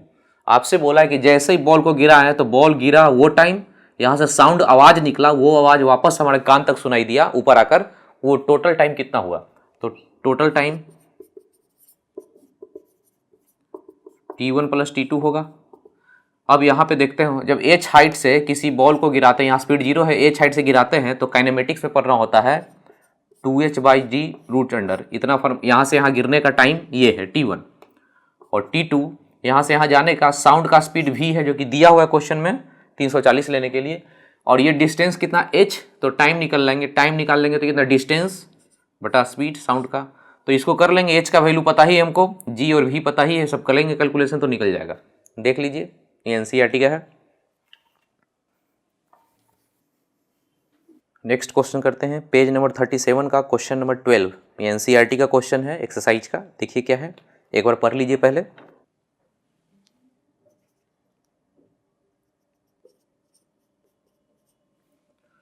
देखिए क्वेश्चन में ये है कि यहाँ पे अर्थक्वेक होता है, तो यहाँ से 2 तरह का वेव निकलता है, जिसमें ट्रांसवर्स और लॉन्गिट्यूडनल, इसको प्राइमरी और सेकेंडरी बोला जाता है ज्योग्राफी के भाषा में, लेकिन यहाँ जैसे लिखा हुआ है ट्रांसवर्स और लॉन्गिट्यूडनल निकलता है। ठीक है, तो यहाँ से 2 तरह का वेव निकलता है, एक VS और एक VP, प्राइमरी सेकेंडरी एक्चुअली में होता है ये। अब क्या है कि इसका स्पीड कितना है, एक का ये 4 किलोमीटर पर सेकेंड, डाटा देखिए किलोमीटर पर सेकेंड में दिया हुआ है, और ये है 8 किलोमीटर पर सेकेंड में। ठीक है, अब दोनों कह रहा है कि दोनों जब ये आता है तो सिस्मोग्राफ रिकॉर्ड करता है, ये दोनों को रिकॉर्ड करता है यहाँ पे। तो दोनों में रिकॉर्ड जब करता है तो फर्स्ट पी, जब दोनों का स्पीड, इसका पी का ज़्यादा है ना स्पीड, तो ये पहले पहुंच जाएगा उसके पास, बाद में ये पहुंचेगा, तो दोनों में टाइम डिफरेंस 4 मिनट का है। तो कह रहा है कि जिमी क्या आपका at what distance does the earthquake occur, कह रहा है कि ये सिस्मोग्राफ से कितना दूर पे ये अर्थक्वेक हुआ था, यानी ये डिस्टेंस चाहिए एक्स, ये डिस्टेंस एक्स चाहिए, ये डिस्टेंस एक्स चाहिए कि कितना दूर पे ये हुआ था भूकंप, ये जो अर्थक्वेक है यहाँ से कितना दूर पे हुआ, एक्स चाहिए।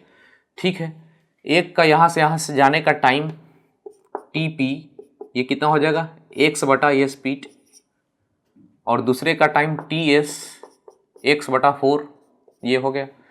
इन दोनों में इसको कम टाइम लग रहा है, इसको ज़्यादा टाइम लग रहा है, टाइम का डिफरेंस, दोनों का टाइम का डिफरेंस कर लें तो x/4 माइनस x/8, ये ज़्यादा है ना, घटा लिए। ये कह रहा है क्वेश्चन में 4 मिनट, लेकिन क्वेश्चन में डाटा में जो दिया है किलोमीटर पर सेकेंड में दिया, तो इसको सेकेंड में चेंज कर लीजिए, तो 4 × 60 कर लें तो ये सेकेंड बन गया। अब हम आगे बढ़ते हैं, इसमें से इसको घटाएंगे तो x/8 बचेगा 4 × 60, इसलिए x बराबर 4 60 × 8 कितना हो गया 1920। किस में आएगा, किलोमीटर में दिया है ये, किलोमीटर पर सेकेंड, तो यहाँ तो पर सेकेंड कर लिए थे, किलोमीटर, तो ये डाटा आएगा किलोमीटर में। यानी सिस्मोग्राफ और भूकंप जहाँ हुआ इन दोनों के बीच का डिस्टेंस है 1920। देख लीजिए, इस टाइप का क्वेश्चन बोल सकते हैं कि नया टाइप का क्वेश्चन होगा, एनसीईआरटी में का क्वेश्चन यदि पूछ दिया एग्जाम में तो नया टाइप का लगेगा आपको, तो करके रहेंगे तो ठीक रहेगा आपको। कुछ क्वेश्चन एनसीईआरटी एग्जाम्पलर का है, उसको देख लेते हैं। पेज नंबर 38 का 15 नंबर क्वेश्चन देखिए, कह रहा है कि साउंड वेव का वेवलेंथ इतना है और उस मीडियम में स्पीड भी दिया हुआ, इंटर इनटू अनदर मीडियम।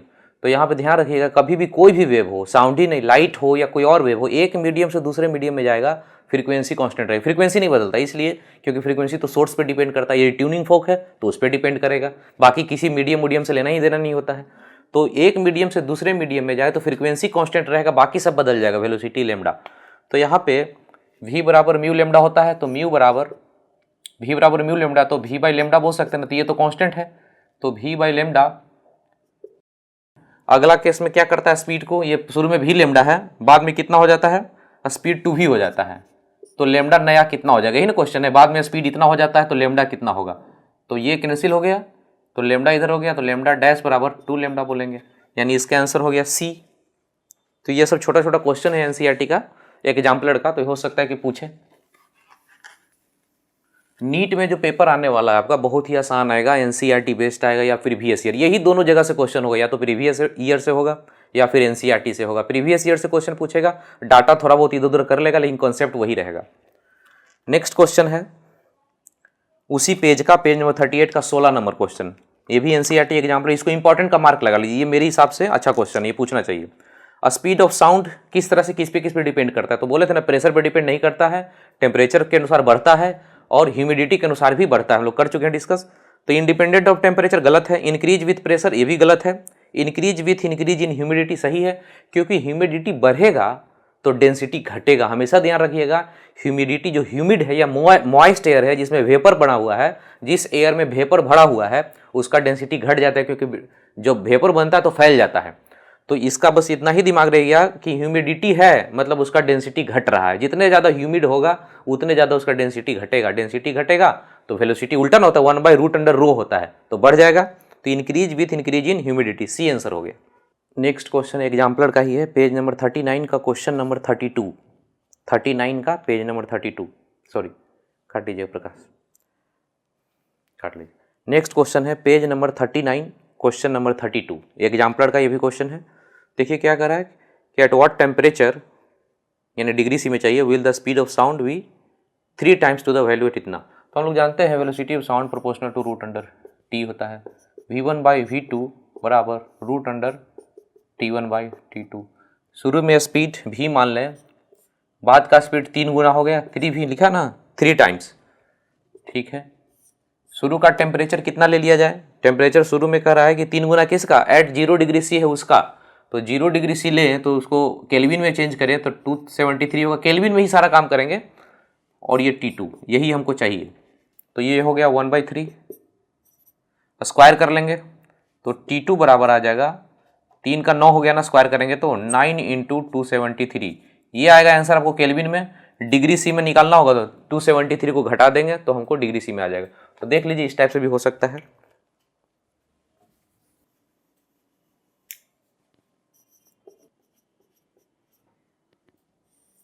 ठीक है, नेक्स्ट पॉइंट देखते हैं, रॉड क्लैम्प्ड एट मिडिल। ये जो पॉइंट है ये पूछने का बहुत चांस है, इसको VBI का मार्क लगाइए क्योंकि NCERT में क्वेश्चन इससे है, एम्स बहुत पहले पूछा है, तो ये पूछने का बिल्कुल चांस, इसको बहुत ही इंपॉर्टेंट मान के चलिए जो नीट और जेई दोनों के लिए। तो इसको देख लेते हैं, रॉड क्लैम्प्ड एट मिडिल, तो रॉड हो गया, तो रॉड में पहले तो ये देख लीजिएगा स्पीड कितना होता है साउंड का स्पीड रॉड में होता है गामा बाई वाई बटा रो। किसी भी सॉलिड रॉड में स्पीड ऑफ साउंड ये हो गया यंग्स मॉडुलस, ये हो गया डेंसिटी। अब यहाँ पे देखिए रॉड हम ये ले लिए, सपोज कीजिए कि ये हम रॉड ले लिए, मिडिल पे क्या कह रहा है, क्लैम्प्ड एट मिडिल, तो मिडिल पॉइंट्स पे क्लैम्प कर लिए मतलब पकड़ लिए हैं, तब ये कहीं नहीं जाएगा। अब इसके यहाँ इसमें वेब बनाया जाए तो ये पॉइंट तो नोड बन गया ना, क्लैम्प्ड पॉइंट है, तो ऐसा बनेगा डायग्राम,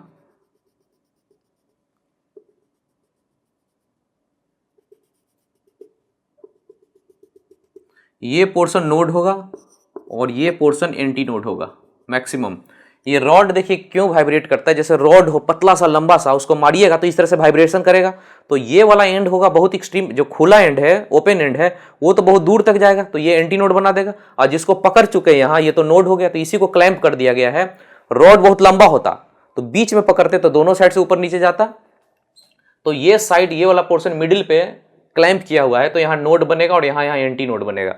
अब सपोज कीजिए कि रॉड का लंबाई कुछ ज़्यादा होता और फिर से बीच में हम इसको क्लैंप किए हुए रहते, तो ये तो नोड ही बनाता। तो इस तरह से होता कि एक लूप यहाँ पे, एक लूप कंप्लीट आपका बनता और एक हाफ लूप बनता, यहाँ भी एक कंप्लीट लूप बनाता और एक आपका हाफ लूप होता। ये जो पोर्शन है जहाँ क्लैंप किया हुआ है, क्लैंप किया हुआ पोर्शन तो हमेशा नोड ही रहेगा, हमेशा ध्यान रखिएगा, ये पोर्शन नोड होगा, ये नोड होगा, यहीं पे मिडिल पे क्लैंपिंग किया हुआ है यहाँ पे, और ये जो खुला एंड है वो क्या बनेगा, एंटी नोड, हमेशा ध्यान रखिएगा। अब हम लेंथ के बारे में देखते हैं कितना होगा, इसका लेंथ कितना माना जाए, तो ये आधा लूप है, ये भी आधा लूप है, ये दोनों मिलाकर एक लूप बन जाएगा, नहीं हाफ लूप है, ये भी हाफ है, एक लूप बन जाएगा, तो हमको λ/2 बोलेंगे डिस्टेंस, या फिर ऐसे भी बोलिए दो नोड या दो एंटी नोड का बीच का दूरी कितना होता है, λ/2, ये भी एंटी नोड है, ये भी एंटी नोड, तो दो एंटी नोड का बीच का दूरी λ/2। यहाँ पे लेंथ कितना हो जाएगा, एक लूप, दो लूप और एक आधा है, एक आधा इधर है, तो ये दोनों मिला के एक और बन गया कंप्लीट, तो तीन लूप, तो 3 λ/2। इसमें फ्रीक्वेंसी लिखना हो, इसमें फ्रीक्वेंसी सबसे मिनिमम डायग्राम है तो इसको फंडामेंटल बोलेंगे, ये फंडामेंटल हो गया। अब यहाँ में बटा 2 है तो सीधा V बाई नीचे 2 है तो 2L लगाएंगे। V क्या हो गया, स्पीड ऑफ साउंड, साउंड का स्पीड किसमें, सॉलिड में, या स्पीड ऑफ साउंड है सॉलिड में, सॉलिड में स्पीड ऑफ साउंड का फॉर्मूला ये है V बराबर √y/ρ, यंग्स मॉडुलस दिया रहेगा, ये रॉड है, रॉड का यंग्स मॉडुलस दिया रहेगा, डेंसिटी भी दिया रहेगा, तो निकाल लेंगे और यहाँ पे डाल देंगे, ये फंडामेंटल फ्रीक्वेंसी हो गया। इसमें फ्रीक्वेंसी, इस केस में फ्रीक्वेंसी यदि निकालना हो तो क्या बोलेंगे, इसी के बाद ना ये डायग्राम है, इसके बाद नेक्स्ट डायग्राम ये है तो इसको 1 लगा लेंगे। अब यहाँ पे 3 है तो यहाँ लिखेंगे 3V/3 है, ऊपर नीचे 2 है, देखिए यहाँ पे नीचे में 2 था तो यहाँ 2 लगाएं, जैसे हम लोग organ pipe, string fixed at both and, सब फॉर्मूला वैसे ही जा रहा है। यहाँ पे 2 है तो 2 लगा दिए, यहाँ पे 3/2 है तो ऊपर 3 नीचे 2 और L हो गया यहाँ पे। तो इस फ्रीक्वेंसी को हम ऐसा बोल सकते हैं कि 3, इसी में 3 से गुना है ना, इसी में 3 से गुना हो गया तो 3 इंटू फंडामेंटल, तो इसको कौन सा हार्मोनिक बोलेंगे, ये फंडामेंटल में 3 से गुना हो गया ना है तो इसको बोलेंगे थर्ड हार्मोनिक, और इसको बोलेंगे फर्स्ट ओवरटोन। यहां तक क्वेश्चन नहीं जाएगा, ये क्वेश्चन इतना दूर तक नहीं पूछा जाता, बस यहीं पे पूछेगा रॉड के मिडिल में क्लाइंब करिए तो फंडामेंटल का सारा काम, तो इसको फंडामेंटल बोलेंगे V/2L, लेंथ हो गया कितना λ/2, तो इसको ध्यान रखिएगा, नोट्स में कर दिया, इस पे क्वेश्चन करेंगे। अब क्वेश्चन करते हैं, पेज नंबर 37 का क्वेश्चन नंबर 7, ये NCERT का एक्सरसाइज है, इसको इंपॉर्टेंट का मार्क लगा लीजिए, नीट और जेई दोनों लोग इसको इंपॉर्टेंट का मार्क लगाइए। देखिए क्वेश्चन क्या है, स्टील रॉड है, लेंथ दिया हुआ है, क्लैम्प्ड एट द मिडिल, यही आपको सिलेबस में पढ़ना है, मिडिल में जो क्लैंपिंग करते हैं, एंड वाला नहीं, मिडिल पे जो क्लैम्प करते हैं, फंडामेंटल फ्रीक्वेंसी और लॉन्गिट्यूडनल वाइब्रेशन का इतना दिया और what is the speed of sound. तो यहाँ पे देखिए फंडामेंटल फ्रीक्वेंसी जब रॉड को मिडिल में क्लैंप कर दो तो ये डायग्राम बनता था, ऐसा ही कुछ डायग्राम बनता था। इसका फंडामेंटल फ्रीक्वेंसी का फॉर्मूला याद यदि है तो काम आपका जल्दी होगा, नहीं तो निकाल लेंगे लेमडा से, याद रहेगा तो जल्दी हो जाएगा काम। V/2L होता है, इसमें स्पीड ऑफ साउंड इसी को बोलते हैं, इसी को निकालना है। 2μ0 × L कर लीजिए, 2 इंटू यहाँ पे फ्रीक्वेंसी फंडामेंटल दिया हुआ है 2.53 किलो हर्ट्ज है, तो 10⁻³ कर लिए। लेंथ कितना 100 सेंटीमीटर है ना, तो 10⁻⁻² कर लिए। अब इसको बस गुना भाग, इसको मल्टीप्लाई कर लीजिए, बाकी 10 है एडजस्ट कर लीजिए, हो जाएगा आंसर। जो भी ऑब्जेक्टिव के फॉर्म में आएगा तो आपको तो आंसर दिया रहेगा वहां पे, ऑप्शन पता चल जाएगा, तुरंत मल्टीप्लाई कीजिए, पावर को चेक कीजिए, आंसर आ जाएगा। तो देख लीजिए कैसा है। नेक्स्ट क्वेश्चन पेज नंबर 29 का क्वेश्चन नंबर 15, ये एम्स 2015 का क्वेश्चन है, बस एक बार देख लीजिए आपसे हो जाएगा। देखिए एनसीईआरटी का जो किए हैं वही है क्वेश्चन। रॉड का लेंथ दे दिया मीटर में, फंडामेंटल फ्रीक्वेंसी दिया हुआ है मेगाहर्ट्ज, मेगा मतलब 10⁻⁶, स्पीड ऑफ वेव अभी जो क्वेश्चन किए थे उसी टाइप का था, सब कुछ वही है, बस कैलकुलेशन आपको कर लेना है खुद से। एक क्वेश्चन और यहाँ से करते हैं, पेज नंबर 7 का क्वेश्चन नंबर 1, ये है जेईई मेन 2018 का क्वेश्चन। पहले खुद से ट्राई कीजिए ताकि जहाँ पे दिक्कत होगा यहाँ पे सीखिएगा कि कैसे हम वहाँ पे काम किए हैं। वीडियो को रोक दीजिए और खुद से काम कीजिए। तो सब कुछ वही है, क्लैम्प किया गया मिडिल में, और अपने को चाहिए क्या फंडामेंटल फ्रीक्वेंसी। तो फंडामेंटल फ्रीक्वेंसी का फॉर्मूला होता है V/2L। लेंथ दिया है, V नहीं दिया है, तो V कितना होता है डेंसिटी और यंग्स मॉडुलस तो दिया हुआ है, तो V का फॉर्मूला √यंग्स मॉडुलस बाय रो, यही फॉर्मूला होता है। अब देखिए यंग्स मॉडुलस दिया हुआ है कितना 9.27 10⁻10 और ये दिया हुआ है कितना 2.7 10⁻3। अब इसका कुछ गुना भाग करना है, इस V को यहाँ डालना है, सॉल्व करना है। सॉल्व किए होंगे आप लोग भी, कई लोग, किन्हीं का आंसर आया होगा, कई लोगों को दिक्कत हो गया होगा यहाँ पे कैलकुलेशन करने में। तो वही पार्ट यहाँ पे सीखेंगे मेरे से कि कैसे कैलकुलेशन इजीली कर लिया जाए। फिजिक्स का काम ये फार्मूला बताना, फिर यहाँ पे डाल के आप काम कीजिएगा, ये दोनों फार्मूला बताना सिर्फ फिजिक्स का काम है। अब बाकी कैलकुलेशन करना हो तो मैथमेटिक्स है, तो अपने आप जितना फास्ट आप कर सके। तो यहाँ पे देखिए सीखिए कि कैसे फास्ट करते हैं। ऑप्शन देखेंगे, ऑप्शन में सबका न्यूमेरिकल वैल्यू अलग है, एक है 5, एक है 25, 2.5 नहीं बोलेंगे 25 बोलेंगे उसको, एक है 10 मतलब 1, 0 का कोई मतलब नहीं है, एक है 75 75, तो सब अलग है। तो यहाँ पे कैलकुलेशन आसानी से हो जाएगा। देखिए कैसे करते हैं कैलकुलेशन। 2.7 है यहाँ पे, यहाँ से पॉइंट हटा दिए, एक यहाँ चला गया पॉइंट। अब एक यहाँ से 9 कर दें, यहाँ पे एक 9 कर दें पावर, तो ये भी खत्म हो गया। इसको एक बार 3 से काट के देखते हैं कितना से कटता है। 3 से काटेंगे, ये कटेगा, ठीक है। अब यहाँ से एक बार इससे काटते हैं, 9 से इसको काटते हैं, तो कितना हो जाएगा 3, लगभग 4 या 5 के आसपास, लगभग 4 पॉइंट कुछ 8 कुछ ऐसा आ जाएगा। हमको उतना नहीं जाना है, 34 के आसपास ही रखिए ना, ठीक है। बाकी ये तो 10 टू द पावर है, इसको छोड़ दीजिए, भूल जाइए, 10 टू द पावर का कोई ध्यान नहीं देंगे क्योंकि न्यूमेरिकल वैल्यू सबका अलग अलग। ये हो गया रूट में 34 से थोड़ा ज़्यादा ही है, तो इसको लगभग मोटा मोटी 6 के आसपास बोल सकते हैं। ये 36 होता, 36 होता तो 6 बनता रूट, तो लगभग 6 मान लीजिए। तो वेलोसिटी को 6 लाइए यहाँ पे, 2 इंटू लेंथ कितना दिया हुआ 60 सेंटीमीटर। अब सेंटीमीटर मीटर को कुछ नहीं काम करना है, जीरो का भी नहीं ध्यान देना है, जीरो का भी ध्यान नहीं देना है। से 6 कट गया, 1/2 0.5 होता है। पॉइंट को भी मत लिखिए, पॉइंट को तो जीरो को नहीं लिखते हैं, तो पॉइंट को भी नहीं लिखेंगे। लगभग 5, न्यूमेरिकल वैल्यू 5 के आसपास, तो 5 के आसपास का हमको एग्जैक्ट आंसर ए दिख रहा है, 5 और कोई नहीं है, यही आंसर हो गया। तो देखिए कहाँ पे कैसे चालाकी किए हैं, यहाँ पे चालाकी किए हैं। इसको काटते समय ये 34 अप्रोक्स में लिखें और इस 34 को रूट में 6 बोलें और यहाँ से कैलकुलेशन किए। तो इसको देखिएगा तो आपका कैलकुलेशन बहुत फास्ट हो जाएगा। ऐसे ही आप भी एग्जाम में कीजिएगा।